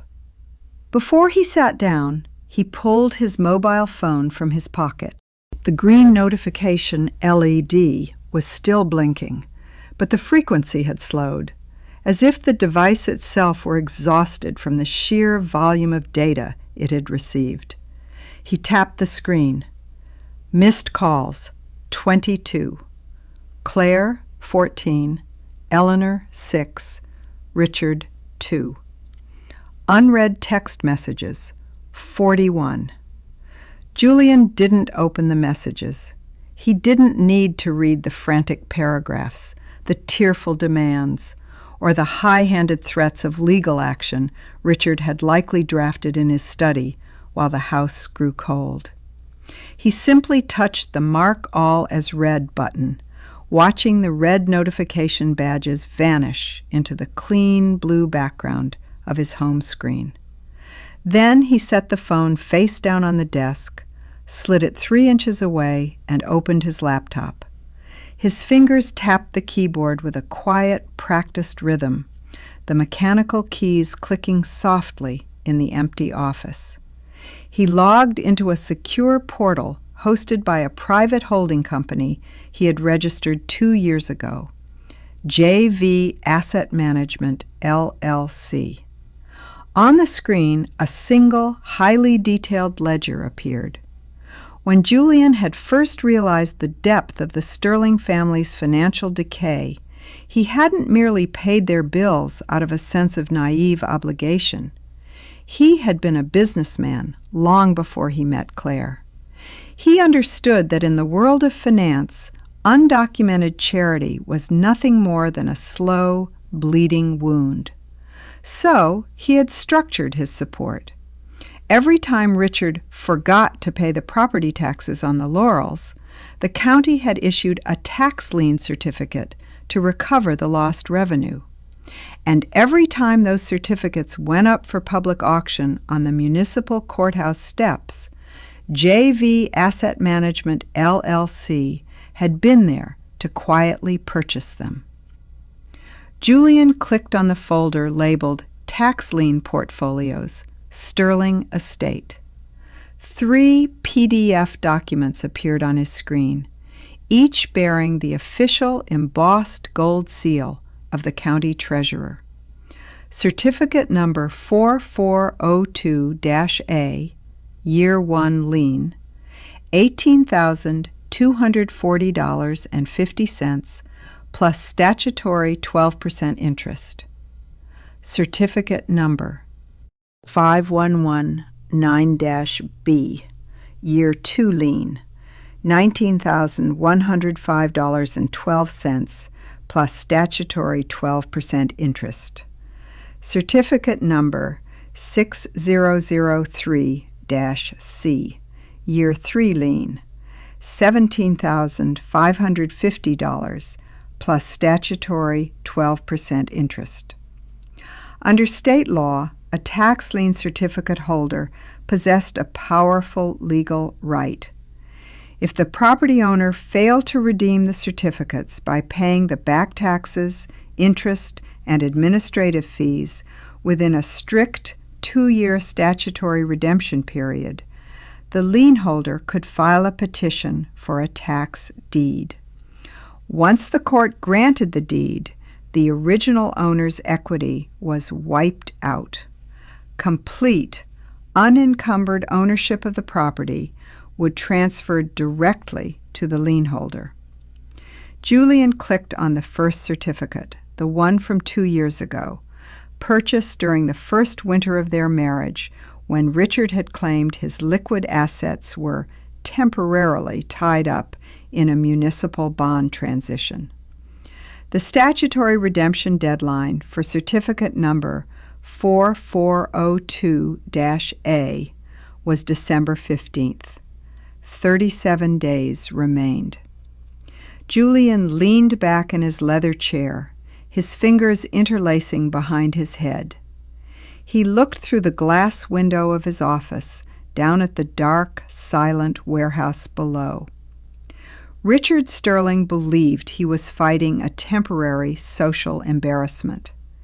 He believed the battle of today was about a canceled country club dinner, a missed landscaping appointment, and a cold house.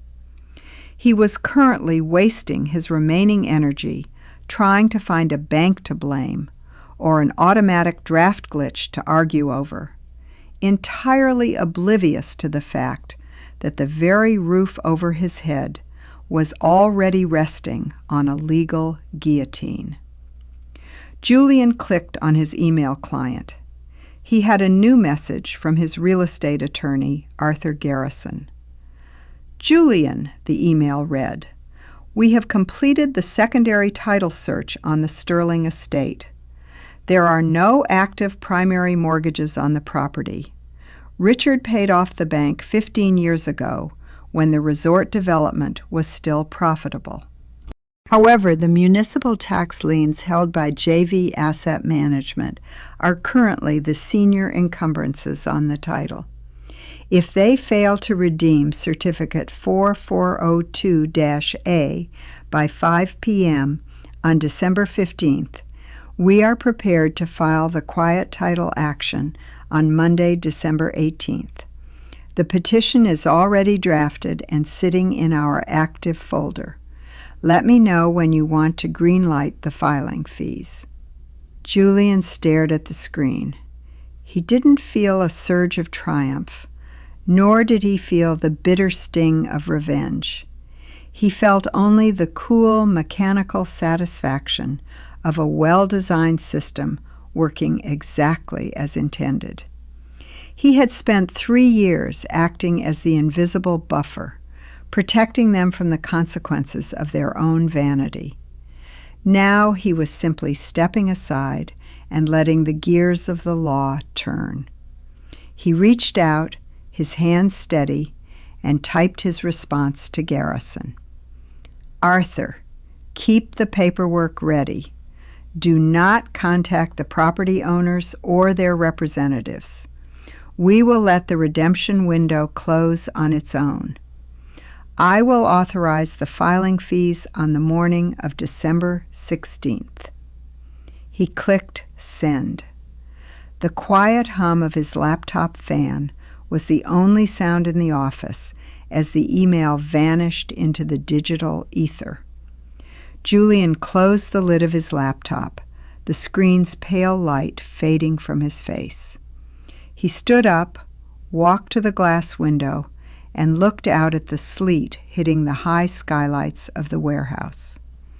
The storm was growing heavier, the wind rattling the metal siding of the building with a distant, hollow roar. The Cold War was over. The silent preparation had begun. The sharp mechanical crunch of the hand-cranked burr grinder was the only sound in the kitchen. Julian turned the wooden handle with a steady, rhythmic sweep of his forearm, feeling the resistance of the dark-roasted Colombian beans as they were crushed into a uniform, aromatic powder. The rich, earthy scent of cocoa and toasted nuts bloomed in the warm air, momentarily masking the clean, faint smell of pine oil on the cedar floorboards. Outside the kitchen window, the morning sun was a pale white coin, hanging in a sky of washed-out blue. The sleet from the night before had frozen solid, encasing the bare branches of the oak tree in a glittering, brittle armor of ice. Every few minutes, a soft clackslide echoed from the roof as the warming sun loosened the sheet of ice, sending it cascading onto the frozen shrubbery below. Julian poured the ground coffee into the ceramic cone, wet the paper filter, and began to pour the steaming water in slow, concentric circles. The water hissed as it met the grounds, rising in a fragrant dark brown bloom that dripped rhythmically into the glass carafe below. Drip, drip, drip. The heavy deadbolt on the front door clicked. Julian didn't turn around.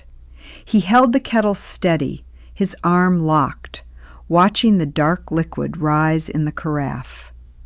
The front door opened and closed with a heavy, hollow thud that vibrated through the floorboards.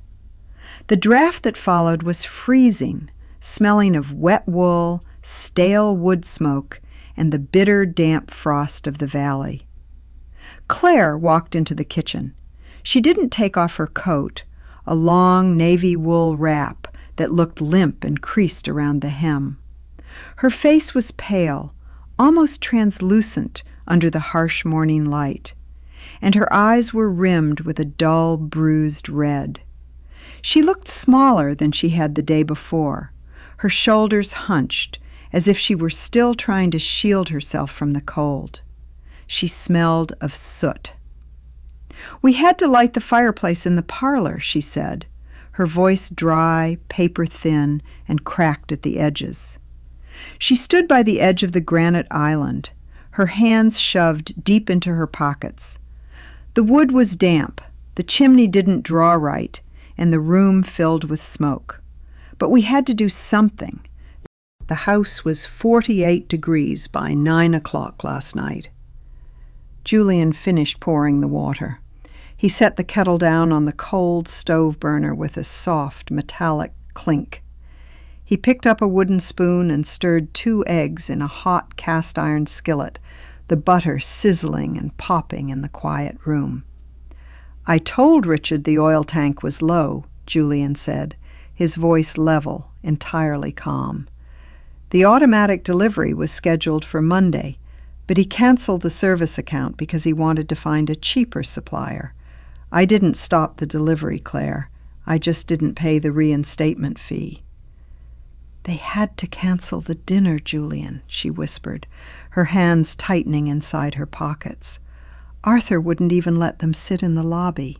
He stood at the front desk and told Richard, in front of the entire selection committee, that the Sterling account had been suspended. He did it quietly, but everyone heard. The president of the board was standing right there." She walked closer, her boots dragging on the cedar floor. She stopped 2 feet from him, her eyes fixed on his face, searching for some sign of regret, some crack in his absolute maddening composure. "We had to bring them back to the Laurels," she continued, her voice rising slightly in a desperate, ragged climb. "But the house was freezing. The caterers had refused to deliver the food because the card was declined. Mother had to serve them dry crackers and some old cheese she found in the pantry.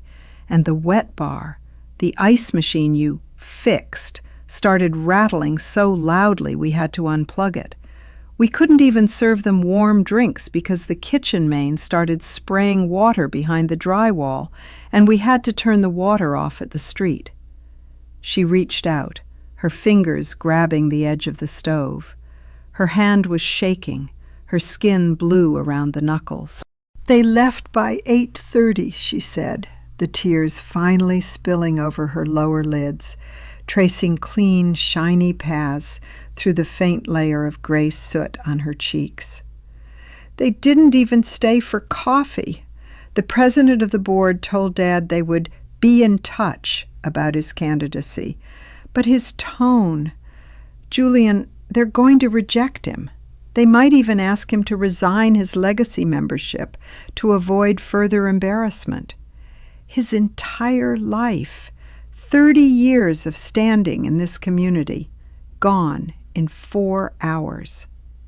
Julian slid the wooden spatula under the eggs. He flipped them cleanly, the white edges folding over into a perfect golden crescent. He slid the eggs onto a warm ceramic plate, picked up a slice of toasted sourdough, and set the plate down on the island. "Eat something, Claire," he said softly. "You're shivering." She looked at the plate as if he had just offered her a handful of broken glass.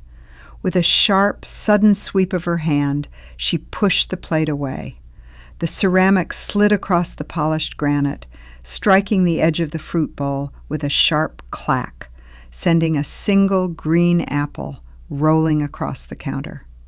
"How can you eat?" she cried, her voice cracking into a sob. "How can you stand there and cook eggs when you've just destroyed my family? You knew what that dinner meant to him. You knew how fragile Mother is. They spent the night wrapped in blankets in the library, Julian. My father was sitting in the dark, shivering, staring at the empty fireplace. He looked like He looked like a beggar in his own home.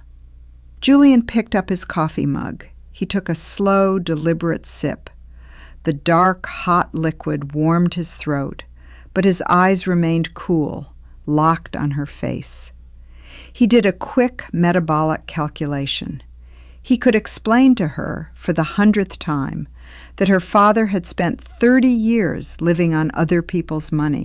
He could show her the ledger of the $12,000 he had paid just 48 hours ago to keep the lights on and the club doors open. He could tell her that a legacy built on the systematic financial exploitation of a working-class son-in-law was not a legacy at all. It was a theft. But he knew the energy required to break a 30-year-old delusion was more than he was willing to spend. "I didn't make your father a beggar, Claire," Julian said, his voice quiet, dropping into the heavy silence of the kitchen like a stone into deep water. "I just stopped pretending he was a king." He picked up his plate from the counter, walked past her without touching her, and carried his breakfast into the quiet, sunlit dining room, leaving her alone in the cold draft of the kitchen. The dining room was quiet, bathed in the pale, cold winter light that filtered through the sheer linen curtains. Julian sat at the cherry wood table he had built himself, his movements slow and deliberate. He used his butter knife to cut a small corner of the toasted sourdough, the crust yielding with a sharp, dry crackle that seemed incredibly loud in the silent house. He put the bite in his mouth, chewing slowly. From the kitchen, the soft, muffled sound of Claire's weeping continued, punctuated by the rhythmic, metallic drip, drip of the kitchen faucet. She hadn't followed him into the dining room immediately. She remained standing by the counter, probably staring at the green apple that had rolled across the polished granite, or perhaps looking at the greasy yellow butter melting on the discarded skillet. Julian took a sip of his coffee. The warmth of the ceramic mug seeped into his palms, a solid, grounding contrast to the freezing draft that still lingered near the floorboards from when Claire had opened the front door. He did a quiet, mental calculation. It had been 5 years since their wedding. He remembered the night of the rehearsal dinner at the Oak Ridge Country Club. Richard had insisted on the formal ballroom, ordering cases of imported champagne and booking a jazz trio from the city. Richard had stood before the 90 guests, raised his glass, and spoken at length about welcoming a hard-working young man into our legacy. 3 weeks later, the catering invoice for $35,000 had arrived at Julian's plumbing shop with a sticky note from Richard's personal assistant. "Julian, Richard asked if you could run this through your business account for the tax write-off. He'll settle up with you at the end of the quarter." Julian had paid it. He had paid it because he was young, because he loved Claire, and because he had believed that a family of that stature must surely be good for their word. The settling up never happened. When Julian had finally brought it up 6 months later, Richard had looked at him with a faint, amused smile, patted his shoulder, and said, "My dear boy, consider it your contribution to the family's standing. After all, you're one of us now." One of us. Julian chewed another piece of toast. The dry grain was rough on his tongue. The swinging door to the dining room creaked open. Claire stepped in, her boots clicking softly on the oak floorboards. She had taken off her navy coat, leaving her in a thick charcoal gray wool sweater that looked too large for her thin frame. She didn't sit down immediately. She stood at the opposite end of the long cherry table, her fingers tracing the smooth polyurethane edge of the wood. "Julian," she said, her voice dropping into a quiet, desperate register. The anger was gone, replaced by a raw, hollow exhaustion that made her look 10 years older. "Please look at me." Julian set his fork down on the ceramic plate. The metal made a soft, clean clink against the glaze. He looked up, his eyes meeting hers across the expanse of the polished wood. "I'm looking, Claire," he said. "Are we really doing this?" she whispered, her fingers stopping on the edge of the table. "Are we really going to destroy our marriage over money? Over some unpaid bills?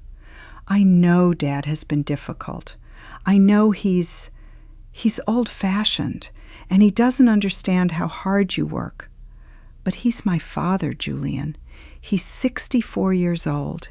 He doesn't have the strength to start over." She took a slow step forward, her eyes wide, pleading with him in a way she hadn't since the early days of their relationship. "I'll get a job," she said, her voice rushing now, the words tumbling out in a desperate, fragile bargain. "I'll call the boutique in town. They were looking for a part-time manager last month. I can help pay for the heating oil. I can help with the utilities.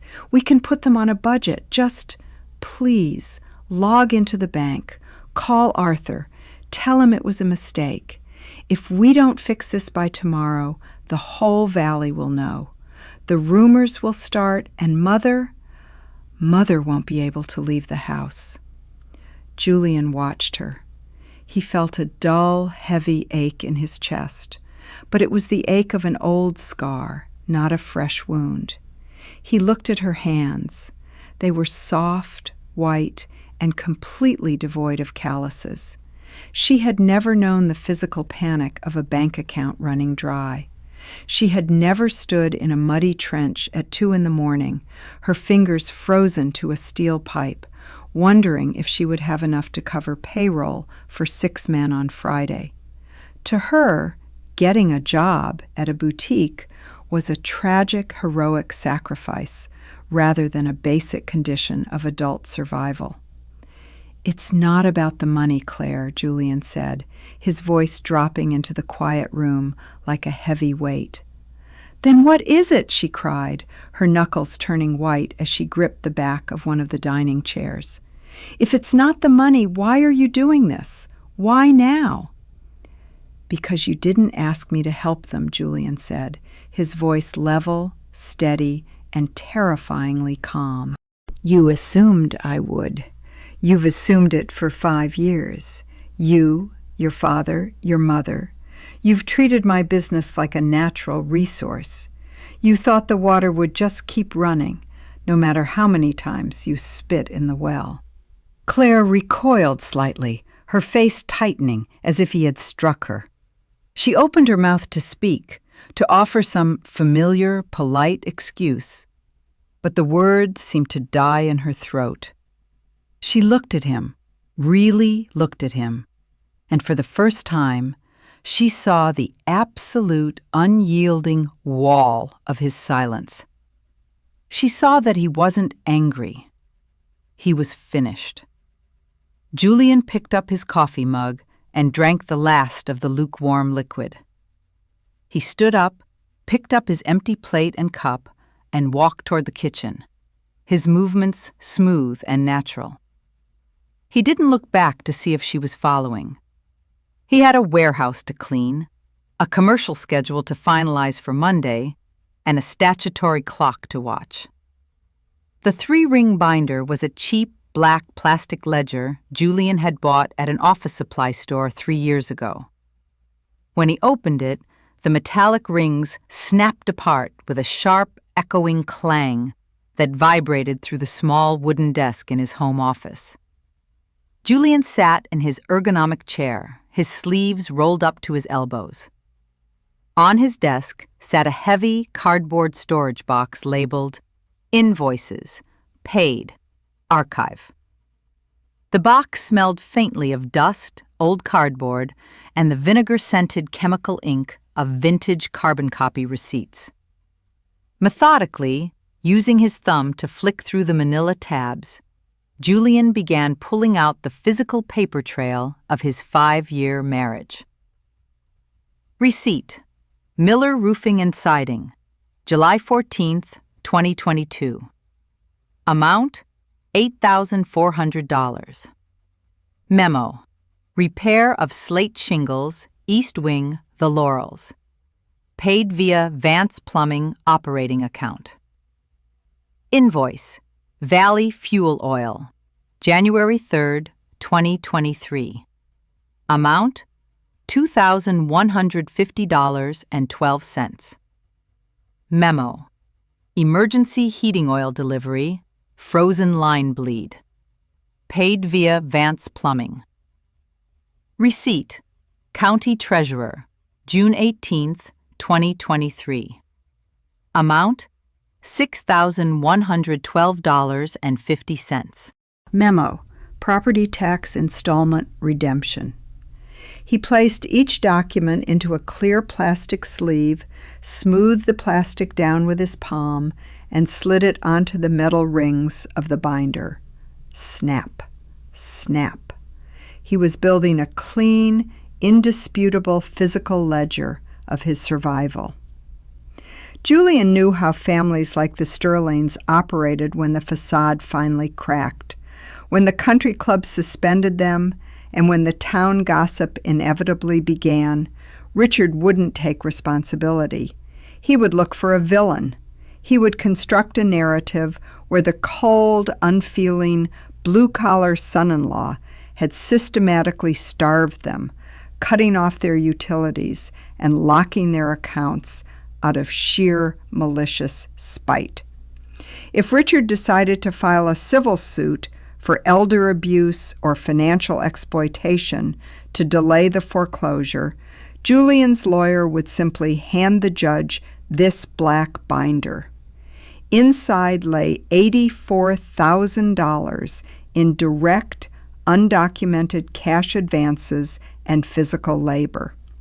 It was a line-by-line record of Julian acting as their sole financial lung. The door to the home office creaked. Julian didn't look up immediately. He slid another receipt, a $600 invoice for a commercial water heater he had installed in their basement for free, into its plastic sleeve. "I'm going to stay with them, Julian."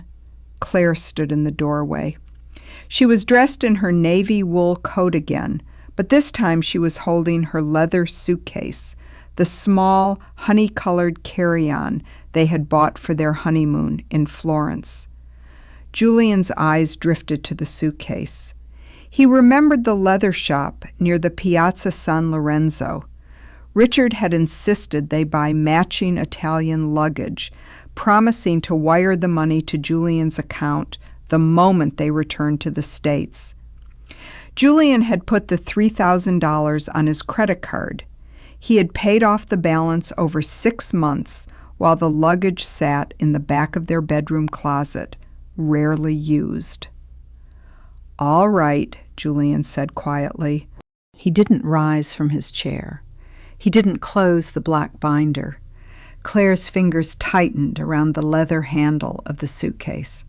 Her face was pale, and her lip trembled, but her eyes held a hard, stubborn pride that she had inherited directly from her mother. She had spent the last 3 hours in their bedroom, packing in a silent, methodical fury, waiting for him to knock on the door. She had waited for him to apologize, to plead with her, to tell her that they could find a compromise. But the knock had never come. "Is that all you have to say?" she asked, her voice cracking slightly, though she tried to keep it cold. "No, don't go? No, let's talk about this?" "I told you my position, Claire," Julian said. His voice was level, almost gentle, but it held the heavy, unyielding density of a lead pipe. "I won't pay for your father's lifestyle anymore. I won't fund his country club membership, and I won't pay his property taxes. If you want to stay at the Laurels to keep them warm, that's your choice. "They're my family, Julian," she cried, taking a step into the room, the suitcase swinging slightly at her side. "They're freezing in that house. Dad is 80 years old and he's sitting in his coat by a dead fireplace because he can't afford to buy oil. How can you be so cold? How can you sit here and look at receipts while my mother is crying herself to sleep?" Julian looked down at the black binder. He touched the plastic sleeve containing the receipt for the slate shingles. "The house is 48 degrees because your father refused to pay the utility bill 3 months ago, Claire," Julian said. "He had the money.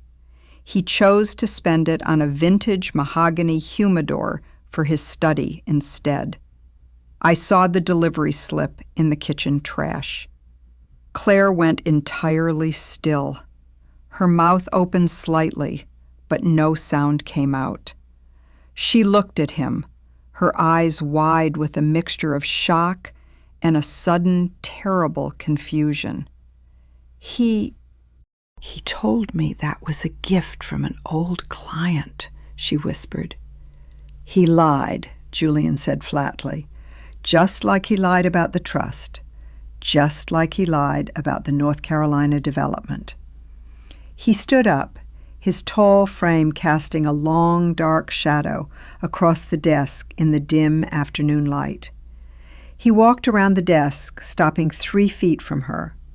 He smelled of the citrus pumice soap and the cold, clean wind from the warehouse. He didn't reach out to touch her. He didn't try to take the suitcase from her hand.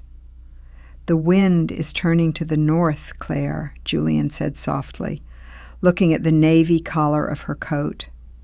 "The roads are going to freeze by 5 o'clock. If you're going to drive to the valley, you should leave now. The bridge over the creek gets slick." Claire stared at him, her face twisting in a silent, agonizing realization. She saw that she had no leverage. She saw that her husband wasn't fighting her. He was simply letting her walk out of his life. His silence, an absolute, unbreakable barrier. She turned on her heel and walked down the hallway. The front door opened. The cold, bitter draft of the winter storm swept through the house, rustling the papers on Julian's desk. Then the heavy oak door closed with a solid, definitive thud. Outside, her car engine started, the tires crunching on the frozen gravel of the driveway as she backed out. Julian stood in the center of his quiet office. He didn't run to the window to watch her leave. He walked back to his desk, sat down in his leather chair, and reached for the next manila folder in the box. Snap, snap. The sound of the binder rings closing was the only noise in the empty house. The silence in the bungalow was a heavy, physical presence, but it did not feel empty. To Julian, it felt clean. It was the absence of performative sighs, the absence of hushed, resentful whispers in the hallway, and the absence of the constant, invisible demand to fix a world that was determined to break itself. He stood in his warm kitchen, the soft, rhythmic hum of his high-efficiency refrigerator the only sound in the house. He had put away the black binder, placing it neatly in his desk drawer next to his commercial plumbing licenses and his corporate registration documents. He took a small tin of vegetable soup from the pantry, opened it with a hand-cranked can opener, and poured the contents into a small stainless steel pot. The stove burner hissed as the blue flame ignited, warming the bottom of the pot. Julian stood by the stove, a wooden spoon in his hand, slowly stirring the soup as a thin column of steam rose into the warm air. He ate his dinner at the kitchen counter, sitting on a high wooden stool. He didn't look at his phone. He didn't turn on the television. He chewed slowly, appreciating the simple, salt-heavy warmth of the broth. When he was finished, he carried his bowl and spoon to the sink. He washed them with hot, soapy water, rinsed them under the running tap, and dried them immediately with a clean cotton dish towel. He placed the bowl back in the cupboard and the spoon back in the drawer, returning the kitchen to a state of absolute sterile order.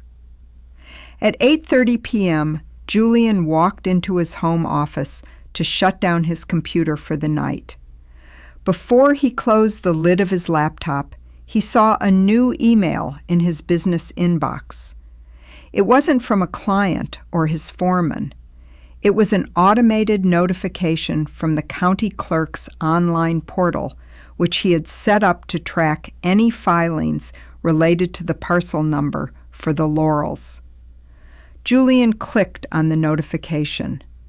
A digital copy of a certified mail receipt appeared on his screen.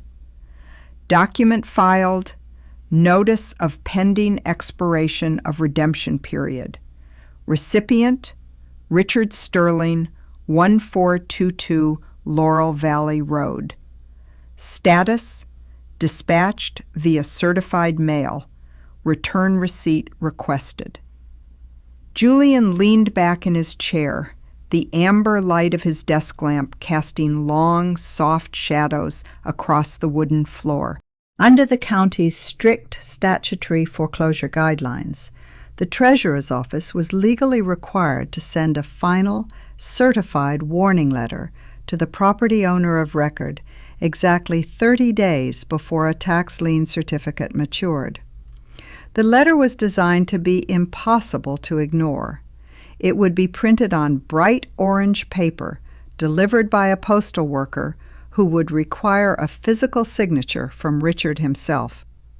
The letter would state in bold, black print that a tax lien certificate on the property was held by J.V. Asset Management, LLC.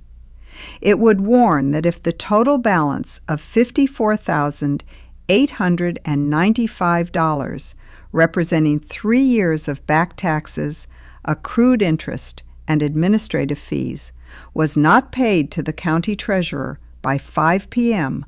on December 15th, the deed to the estate would be transferred directly to the lien holder. Richard would receive that orange letter by Tuesday morning. Julian knew exactly how Richard's mind would process the information. At first, there would be the familiar defensive bluster. Richard would assume J.V. Asset Management was some faceless corporate predator, a hedge fund or a commercial bank trying to steal his legacy. He would call his lawyer, demanding that they sue the county, or he would try to negotiate a payment plan he had no intention of keeping. But then Richard's lawyer would look up the state registration for J.V. Asset Management, LLC. The lawyer would pull the Articles of Organization from the Secretary of State's database. He would scroll down to the bottom of the second page, looking for the name of the managing member. And there, written in clean black ink, he would find the name, Julian Vance. Julian closed his laptop lid, the soft click of the latch ending the screen's glow. He stood up, walked to the window of his office, and looked out into the freezing night. The sleet had stopped, replaced by a deep, bitter frost that turned the lawn into a sheet of silver glass under the pale light of the street lamp. He felt no malice toward the family in the valley. He felt no desire to see them suffer, nor did he feel the hollow satisfaction of a trap snapping shut. He felt only the calm, metabolic certainty of a man who had spent his life working with physical laws, water under pressure, the load-bearing capacity of steel, the inexorable pull of gravity. If you build a house on a foundation of sand, and if you treat the person keeping the walls upright like an intruder, you cannot be surprised when the ceiling begins to fall. Julian walked down the quiet hallway to his bedroom. He climbed into his bed, the clean cotton sheets cool against his skin, and pulled the heavy woolen blanket up to his shoulders. Within 10 minutes, his breathing was deep, slow, and steady, untroubled by the storm that was preparing to break 3 miles away. The halogen lights in the yard of Tri-County Plumbing and Heating Supply cast long, yellow-tinged shadows across the frost-covered gravel. It was 6:15 a.m. on Monday morning. The air was a bitter, lung-stinging 15 degrees, and every breath Julian took came out in a thick, rolling cloud of white vapor that drifted away into the dark, pre-dawn sky. Julian stood at the back of his flatbed trailer, checking the tie-down straps on a pallet of commercial-grade copper pipe. His knuckles were red and stiff from the cold, and the smell of wet diesel exhaust from the idling forklift nearby was heavy and sharp in his nose. He pulled his thick leather gloves back on, the canvas lining slightly damp from the condensation in his truck cab. His phone buzzed in his chest pocket. Julian pulled it out. The caller ID showed the name Dave, Tri-County Supply. Dave was the branch manager of the supply yard, a man Julian had done business with for nearly a decade. They had built a relationship based on prompt payments, clean purchase orders, and mutual professional respect. Julian swiped the screen. "Morning, Dave. I'm out in your yard now. Just finished loading the riser pipes." "Julian," Dave's voice came through the speaker, sounding hesitant, slightly awkward, and entirely devoid of his usual morning cheerfulness. "Hey, sorry to call your mobile so early, especially since you're right outside. But we've got an odd situation on the commercial service desk, and I wanted to handle it before things got messy." Julian let his hand rest on the cold, rough edge of the wooden pallet. "What's going on?" "We got a call on the emergency dispatch line at 6:15, Dave said, the sound of a paper invoice rustling in the background. An older gentleman, identified himself as Richard Sterling. He said he was your father-in-law, calling from 1422 Laurel Valley Road." Julian didn't move. He kept his eyes fixed on the yellow-tinted security light reflecting off the icy gravel. "Go on," Julian said quietly. "Well," Dave continued, his voice dropping into a lower, confidential register, "he wanted to place an urgent order. 500 gallons of premium heating oil and a 3/4-inch commercial water pressure regulator. He demanded immediate delivery to the Laurel Valley address, and he insisted we bill the entire ticket to the Vance Plumbing and Mechanical commercial line of credit." Julian's fingers tightened slightly inside his leather glove, but his breathing remained slow, even, and perfectly controlled. "He got pretty aggressive with the girl on the desk, Julian," Dave said, his tone turning apologetic. "When she told him we needed a purchase order number and a 3-digit buyer authorization PIN to charge the Vance commercial account, he started shouting. He told her he was the patriarch of the Sterling estate and that your company was essentially a subsidiary of his family's larger holdings. He told her if she didn't dispatch the truck immediately, he'd have her job by noon." A cold, hard stillness settled into the pit of Julian's stomach. Richard's desperation had finally stripped away the last of his upper-class manners. facing a second freezing night in a dark, empty mansion, with the social humiliation of his country club suspension looming, he had attempted to commit outright corporate fraud. He had tried to use Julian's hard-earned business reputation, his credit lines, and his suppliers to save himself from his own self-inflicted ruin, all while still looking down his nose at the very business he was trying to rob. "Julian?"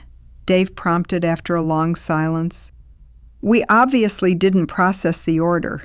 I know your authorized buyer list by heart, and Richard Sterling isn't on it, but I wanted to check with you directly before we officially flag the address and report the attempted unauthorized charge to the credit merchants." Julian looked up at the black sky. The first faint gray light of dawn was beginning to bleed over the horizon, revealing the sharp, jagged silhouettes of the industrial warehouses. He did a quick metabolic calculation of the situation. If he let Dave report the attempted charge as unauthorized, the merchant bank's automated fraud system would flag Richard's phone number and name. If they chose to pursue it, Richard could face criminal charges for corporate impersonation and wire fraud. Julian chose not to carry that burden. He didn't want the dramatic satisfaction of a police report. He wanted only the absolute cold finality of a clean boundary. "Do not process the order, Dave," Julian said, his voice dropping into the quiet morning like a heavy iron pipe. "And do not report it to the merchant bank. Just flag the Laurel Valley address in your system as ineligible for Vance plumbing billing. If he calls back, tell him the account holder has restricted all deliveries to authorized commercial job sites only." "You got it, Julian," Dave said, an audible sigh of relief escaping him. "I'll update the account notes right now. Sorry you have to deal with this man. Some people just don't know when to stop digging." "Thanks, Dave. See you at the counter." Julian hung up. He stood by the flatbed trailer, the cold wind whipping through his canvas jacket, his phone heavy in his hand. Richard had crossed the final line. He had tried to reach into Julian's pocket, to pull from the very reservoir of resources that Julian's men relied on for their families' livelihoods. The illusion of family obligation was not just fractured now, it was entirely obliterated, replaced by a clean, sharp, and undeniable reality. Julian walked toward his truck cab. He climbed into the driver's seat, closed the door, and let the warmth of the heater wash over his frozen face. He put the truck in gear, his mind entirely clear, his quiet preparation now fully justified by the very hands that had tried to steal from him. The rhythmic, dry thwack, thwack of the windshield wipers was the only sound in the cab of Julian's truck as he sat parked in the empty lot of a closed gas station on the state highway. Outside, the sleet had turned into a fine, wind-driven snow that swirled around the concrete gas islands and collected in thin, white ridges along the edges of the dark asphalt. The dashboard clock glowed a cool, dim orange, 4:32 p.m. The heater was blowing a steady stream of dry, warm air against his face, but his feet, still clad in his heavy work boots, felt the cold creeping up through the metal floorboards of the cab. Julian held a lukewarm cup of gas station coffee in his hand, his thumb tracing the rough cardboard sleeve. His phone, resting in the center console, began to ring. The name on the screen didn't flash this time. It just sat there, a steady blue block of letters. Claire. Julian picked up the phone, pressed the screen, and held it to his ear. He didn't say hello. He simply waited, listening to the distant, hollow hum of the cellular connection. Julian. Her voice was entirely different now. The frantic weeping from the day before was gone, replaced by a cold, sharp venom that sounded exactly like her mother's. The sterling pride, battered and bruised by the events of the weekend, had reasserted itself, wrapping itself in a protective armor of defensive arrogance. "I'm here, Claire," Julian said. He took a sip of his cold coffee, the bitter taste lingering on his tongue. "I know what you did this morning," she said, her tone dripping with a quiet, practiced disgust. "Dave from the supply yard called Dad's mobile. He told him the order was canceled on your direct instructions. He told him his name was flagged." "I told Dave not to process the charge," Julian said, his voice level and entirely flat. "Your father tried to bill 500 gallons of oil to my commercial line of credit. That's fraud, Claire." "It wasn't fraud," she snapped, her voice rising in a sharp, defensive climb. "It was an emergency. The pipes in the kitchen were literally freezing, Julian. He was trying to protect the house. He was trying to protect our family's property. How can you be so incredibly small-minded? You're treating a temporary cash flow issue like a criminal trial." Julian looked out the window. A semi-truck rumbled past on the highway, its massive tires kicking up a gray cloud of slush that splattered against the side of his truck with a wet, heavy slap.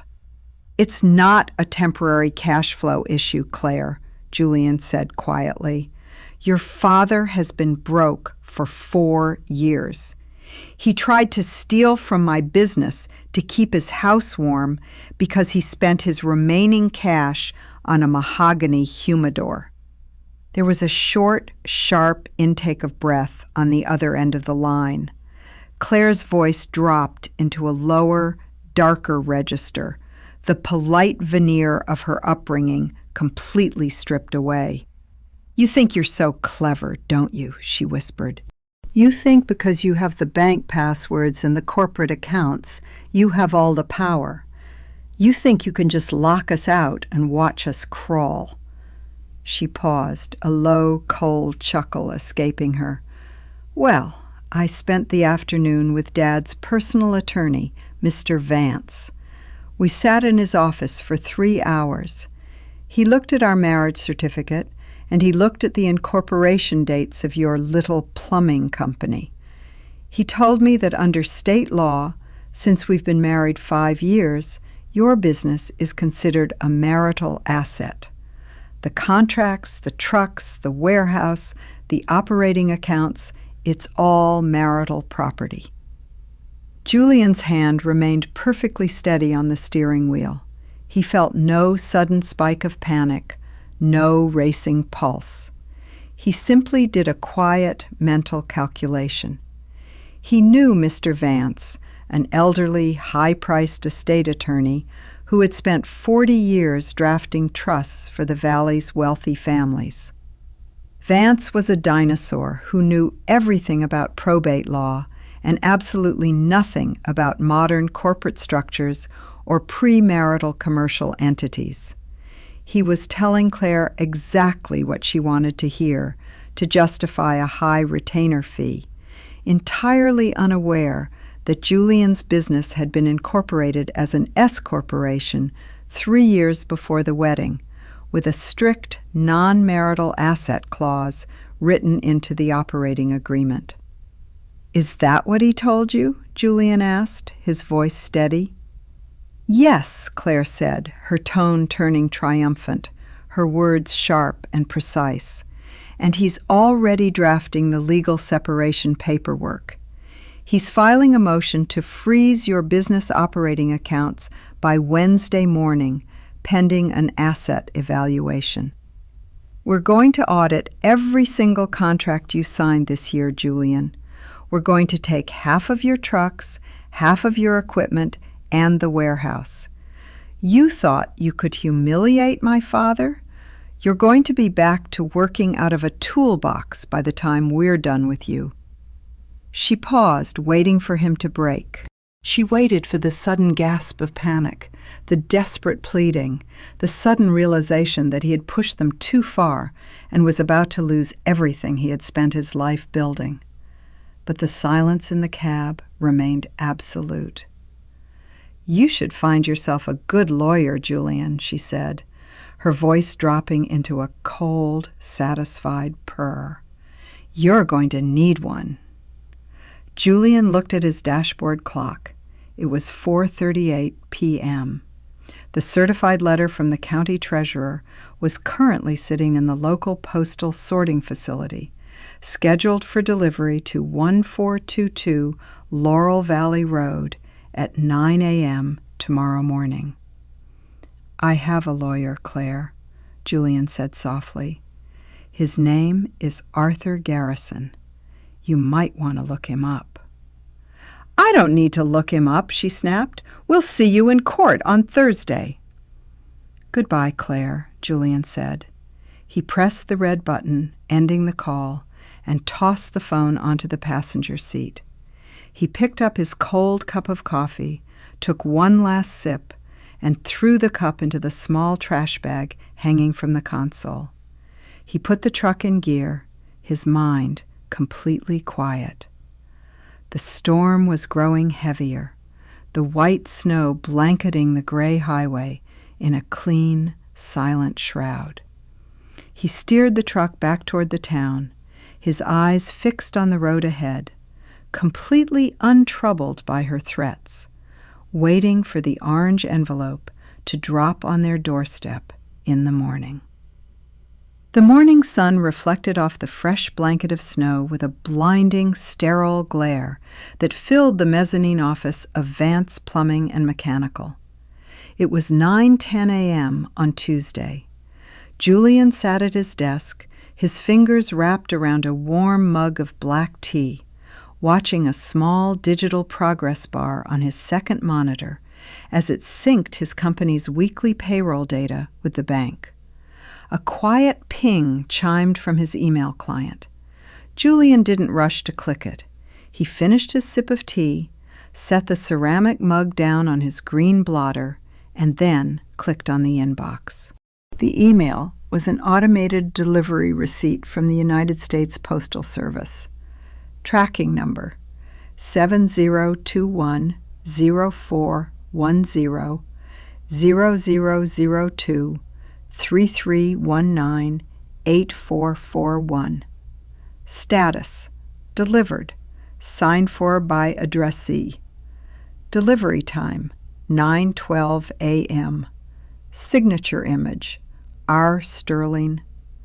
Julian closed the email.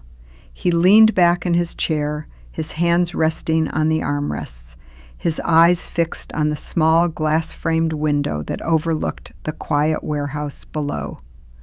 The orange envelope was now inside the laurels.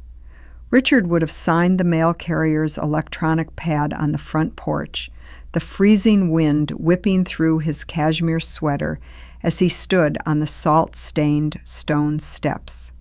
He would have walked back into the cold, drafty foyer, tearing open the heavy paper envelope with his gold letter opener, expecting a routing notice or a bank update. Instead, he would be holding the bright fluorescent orange paper.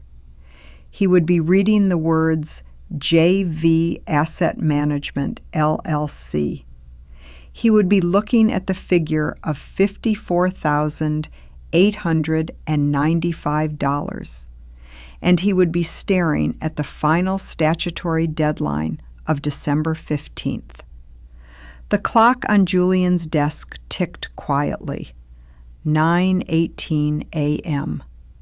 9:22 a.m. 9:25 a.m. At 9:28 a.m., Julian's mobile phone on the desk began to ring. The screen did not display Claire's name. it did not display Eleanor's. For the first time in 5 years, the caller ID read, Richard Sterling. Julian picked up the phone. He pressed the speaker icon, laid the device flat on his green blotter, and sat back. Julian. The voice that came through the speaker was barely recognizable. It wasn't the smooth, booming baritone of the country club patriarch, nor was it the sharp, arrogant bark from the supply yard incident. It was a raspy, shallow gasp, the sound of an old man who had run out of stairs to climb. In the background, Julian could hear the faint, rapid clicking of Eleanor's heels on the marble floor and the muffled, desperate sound of Claire crying.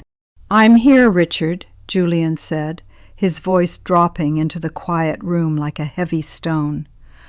I have a document here," Richard stammered, his breath coming in short, dry wheezes. The paper was rustling violently close to his phone's microphone. "From the county treasurer. It says a petition for a tax deed has been drafted against my home. It says we owe $54,000 by the middle of next month, or the title transfers." He stopped, taking a long, shuddering breath that sounded like dry leaves scraping across concrete. "I called my attorney, Mr. Vance," Richard whispered, his voice cracking with a sudden, terrifying fragility. He looked up the registration for the holding company listed on the notice. JV Asset Management. Julian. He said you're the sole managing member. He said you own the certificates. "That's correct, Richard," Julian said. You bought my taxes?" Richard's voice suddenly flared with a desperate, pathetic fury, the last dying ember of his old arrogance. "You've been buying my debt behind our backs for 3 years, while you sat at my table, while you slept under my roof? You're trying to steal my home, Julian. This is predatory. This is illegal." Julian looked down at his desk. His hands were completely still, his breathing steady. "I didn't steal anything, Richard," Julian said, his voice level and entirely calm. "The county offered those certificates at a public auction because you didn't pay your taxes. If I hadn't purchased them, a commercial foreclosure fund from the city would have bought them instead. They would have filed the tax deed petition 2 years ago. They would have put you, Eleanor, and Claire on the street in the middle of winter." "Then why didn't you tell us?" Richard cried, his voice breaking into a desperate, hollow sob. "If you were trying to help, why did you hide it? Why did you let us think everything was fine?" "Because you didn't want to know, Richard," Julian said softly. "You wanted the country club. You wanted the mahogany humidors. You wanted the illusion of your legacy. If I had told you, you would have demanded I clear the certificates and sign the equity over to you as a contribution to the family.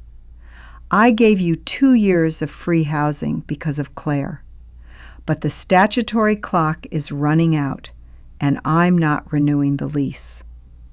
"Julian, please," Richard gasped, the pride completely gone now, replaced by the naked, shivering terror of an old man facing the cold. $54,000. We don't have it. The accounts are empty. You know they're empty. We can't pay this by December 15th. We have nowhere to go. My wife, Eleanor's heart, she can't survive a relocation. You married my daughter, Julian. We are your family." Julian looked at his tea. The steam had stopped rising. the surface of the amber liquid smooth and dark. "You are not my family, Richard," Julian said, his voice dropping into the cold, quiet office with the weight of an absolute truth.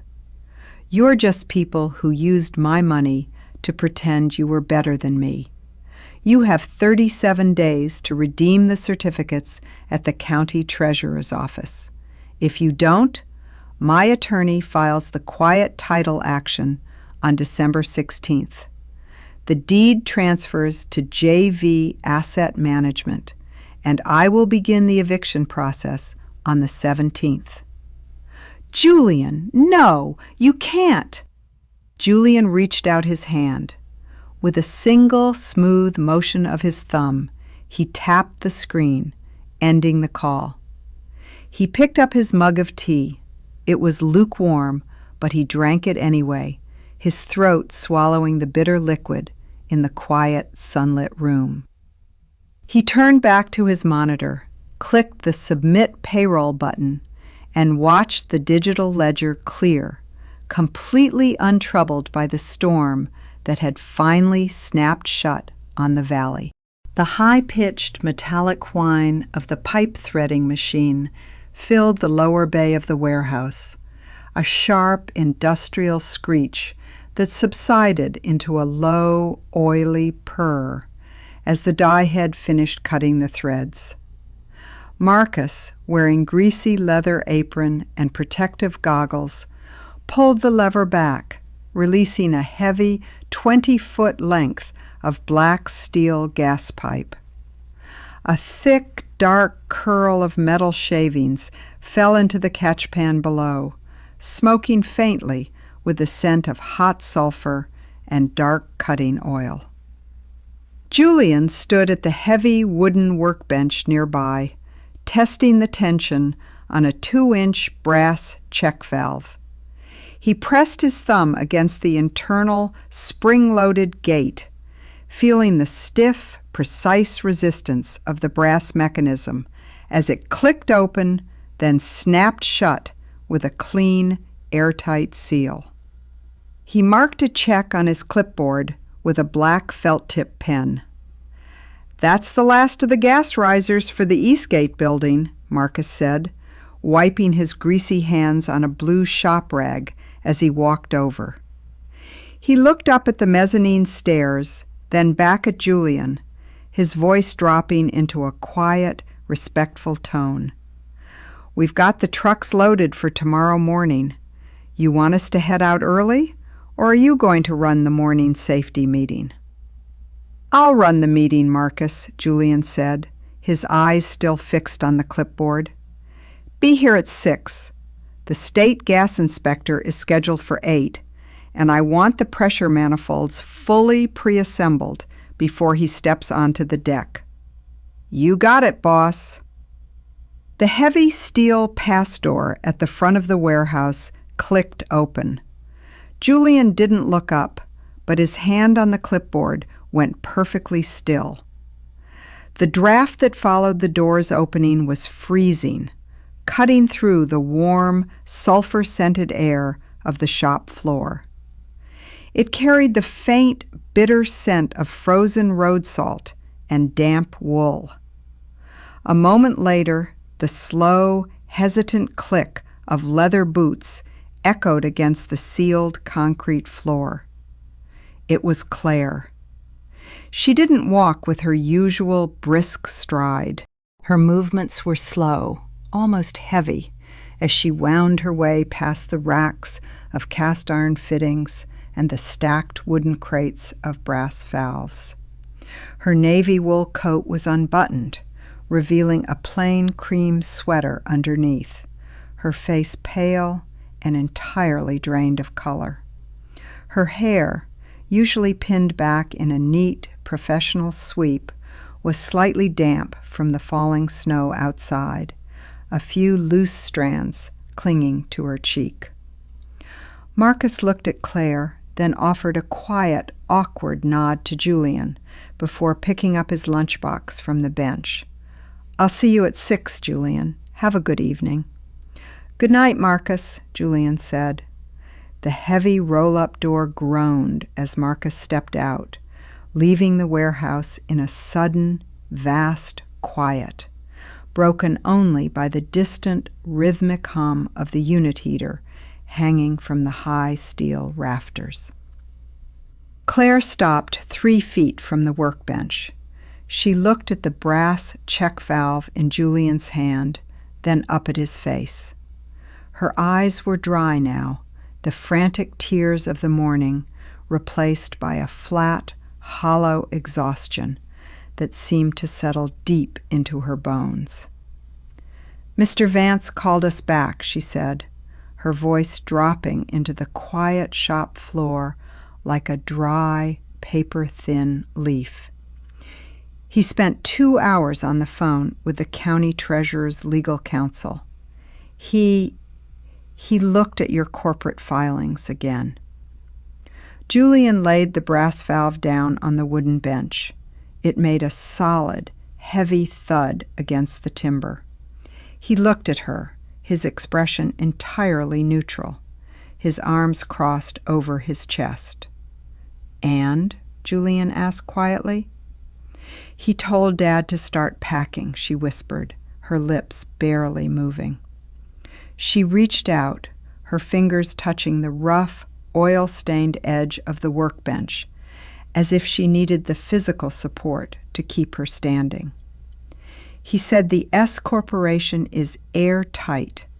He said the tax liens are senior to everything, and since the debts were incurred solely by Richard Sterling, there is no marital claim on your business assets.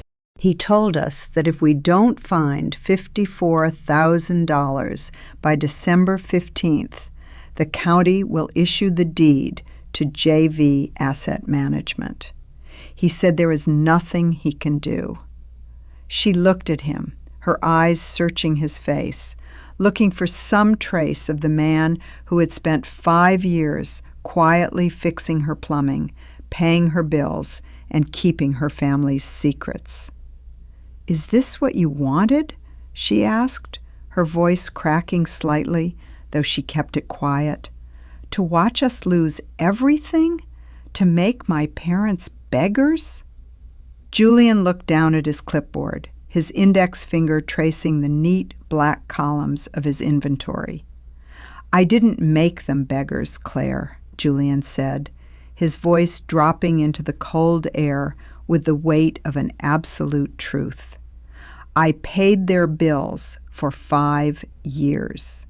I gave your father $54,000 in interest-free loans through those tax certificates. If I had wanted to make them beggars, I would have foreclosed 2 years ago. I would have let the county post the auction notice on the front door when we were still newlyweds."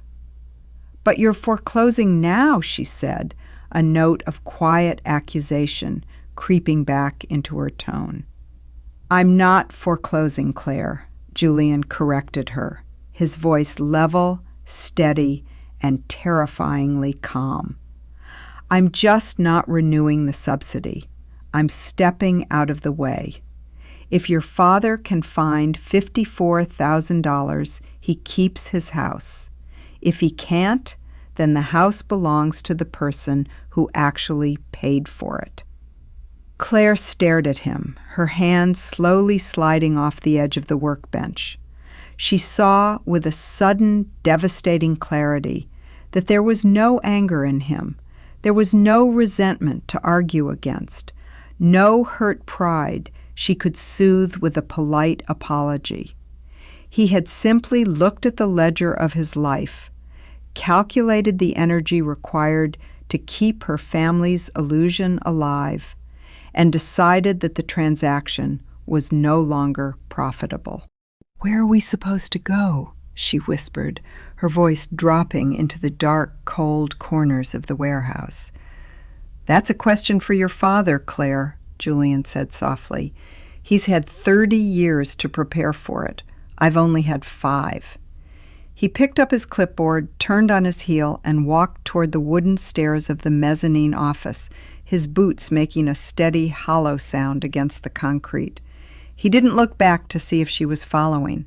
He had a commercial rough-in to coordinate, a crew to lead, and a future to build on a foundation that was entirely his own. The air in the garage was thick with the scent of dry cedar sawdust, motor oil, and the sharp, clean chill of a winter night. Julian stood beneath the single, bare 100-watt bulb that hung from the wooden rafters, his shadow stretching long and dark across the concrete floor. He had turned off the heater in the garage 2 hours ago.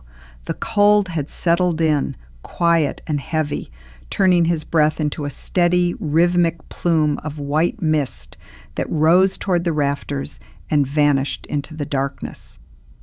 Julian reached into his wooden tool chest, his fingers searching past the steel sockets and the heavy iron pipe wrenches until they brushed against the polished surface of his grandfather's level.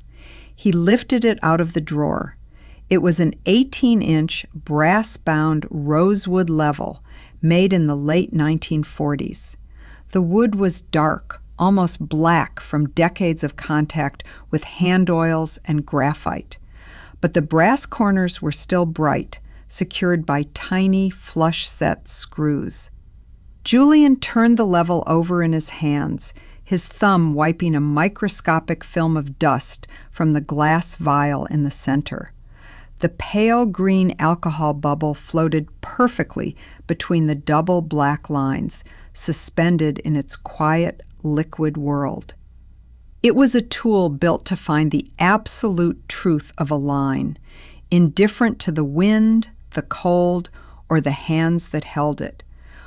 His phone, resting on the wooden workbench next to a tin of grease, vibrated once.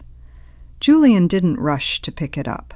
He carefully placed the rosewood level into his heavy canvas tool bag, nesting it between a pair of copper cutters and a roll of heavy-duty friction tape. Then he reached for the phone. A text from Claire.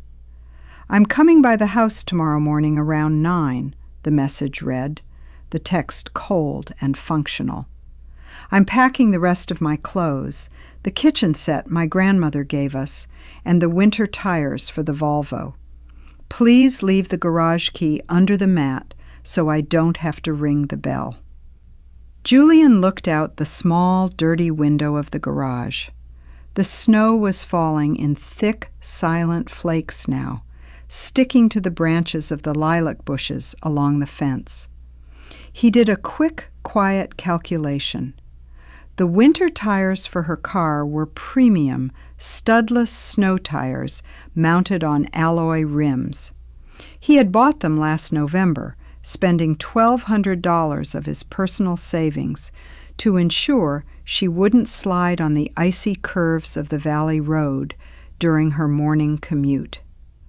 Technically, under any standard legal separation, he could contest the tires or demand she reimburse him for the rims. He could lock the garage door, keep the key, and force her attorney to file a motion for the return of personal property. But he felt no urge to fight for the rubber and the aluminum. To do so would require energy, a useless expenditure of force against a connection that had already been severed. Let her take the tires. Let her take the kitchen set. Let her strip the bungalow of whatever she believed belonged to her. He typed his response. "The key will be under the terracotta pot on the porch. The tires are already stacked near the door. The garage door is unlocked." He sent the message, locked his screen, and laid the phone back on the workbench. He picked up his canvas tool bag, the heavy steel zippers clinking in the quiet room. He walked to the side door of the garage, stepped out into the dark, freezing night, and walked toward his F250. His boots made a clean, sharp crunch in the fresh inch of dry snow that had accumulated on the driveway. He unlocked the heavy steel job box mounted in the bed of his truck. The iron lock made a solid, frozen clack as the key turned. He placed his grandfather's level, his copper cutters, and his personal ledger inside the box, closed the heavy lid, and locked it. These were the things that belonged to him, the tools of his trade, the physical proof of his labor, and the absolute clarity of his own name. He walked back into the garage, pulled the overhead chain to kill the light, and stepped out, locking the side door behind him. The bungalow was warm as he entered through the kitchen.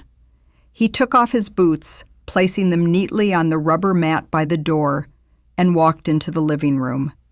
The house felt larger now. The empty spaces left by her packed boxes in the hallway, creating a strange, peaceful resonance.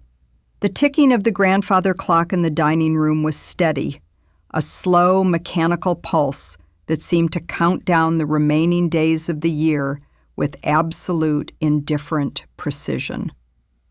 Julian walked to his bedroom, undressed in the dark, and climbed into his bed. Outside, the winter storm continued to blanket the town and the valley in a deep, silent white, burying the roads, the lawns, and the decaying stone walls of the Sterling estate in a clean, freezing shroud. He closed his eyes, his breathing falling into a deep, slow rhythm, completely untroubled by the morning to come, secure in the absolute level of his own life. The cold morning of December 16th broke with a heavy, leaden sky that hung low over the valley, threatening another heavy snowfall. The statutory redemption deadline had passed at 5 o'clock the evening before. No funds had been wired to the county treasurer. No miracle had arrived to save the legacy of the Sterling family.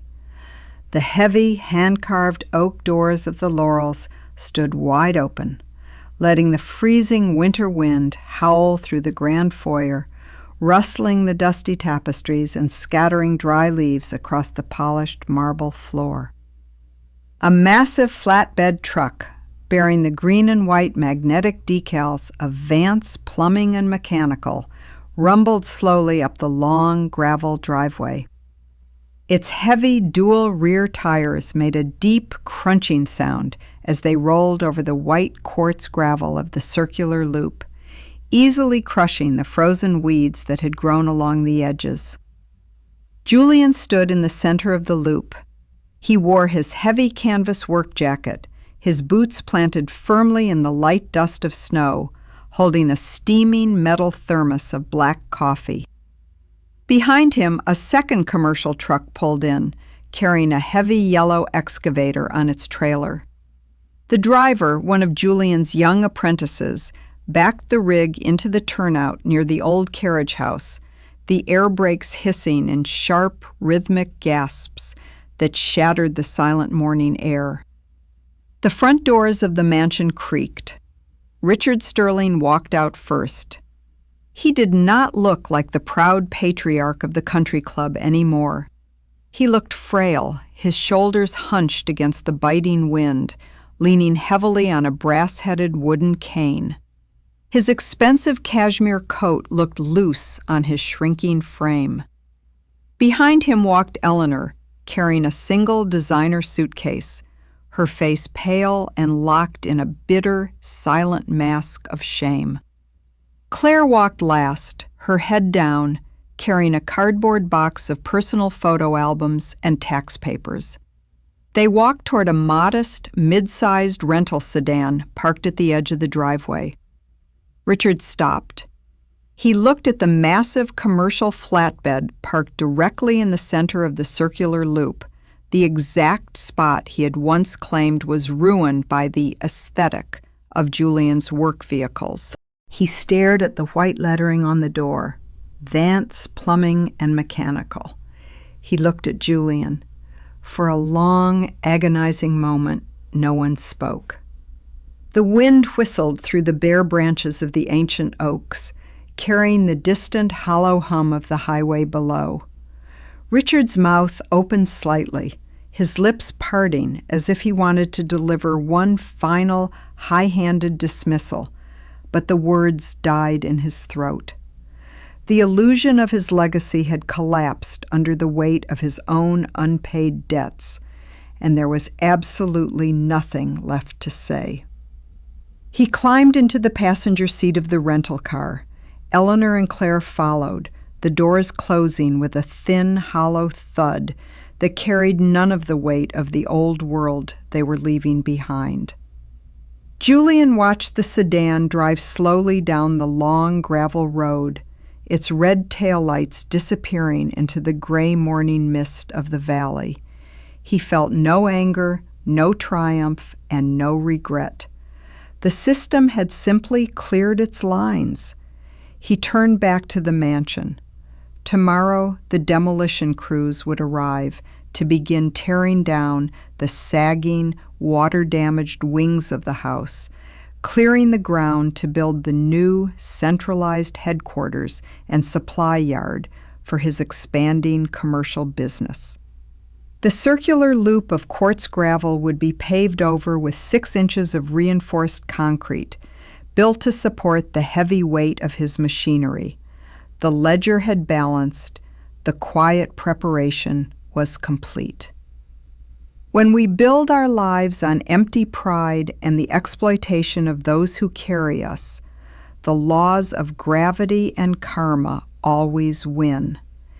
Every debt eventually comes due, and some collections are silent, patient, and absolute. If you found satisfaction in this slow-burning unfolding of quiet justice, we invite you to join our community at Crazy Karma Stories. Subscribe to the channel, click the notification bell so you never miss a new release, and leave your thoughts in the comments below on Julian's silent victory. Prepare yourself for the next time the scales of life finally balance themselves out. Thank you for listening, and until the next story.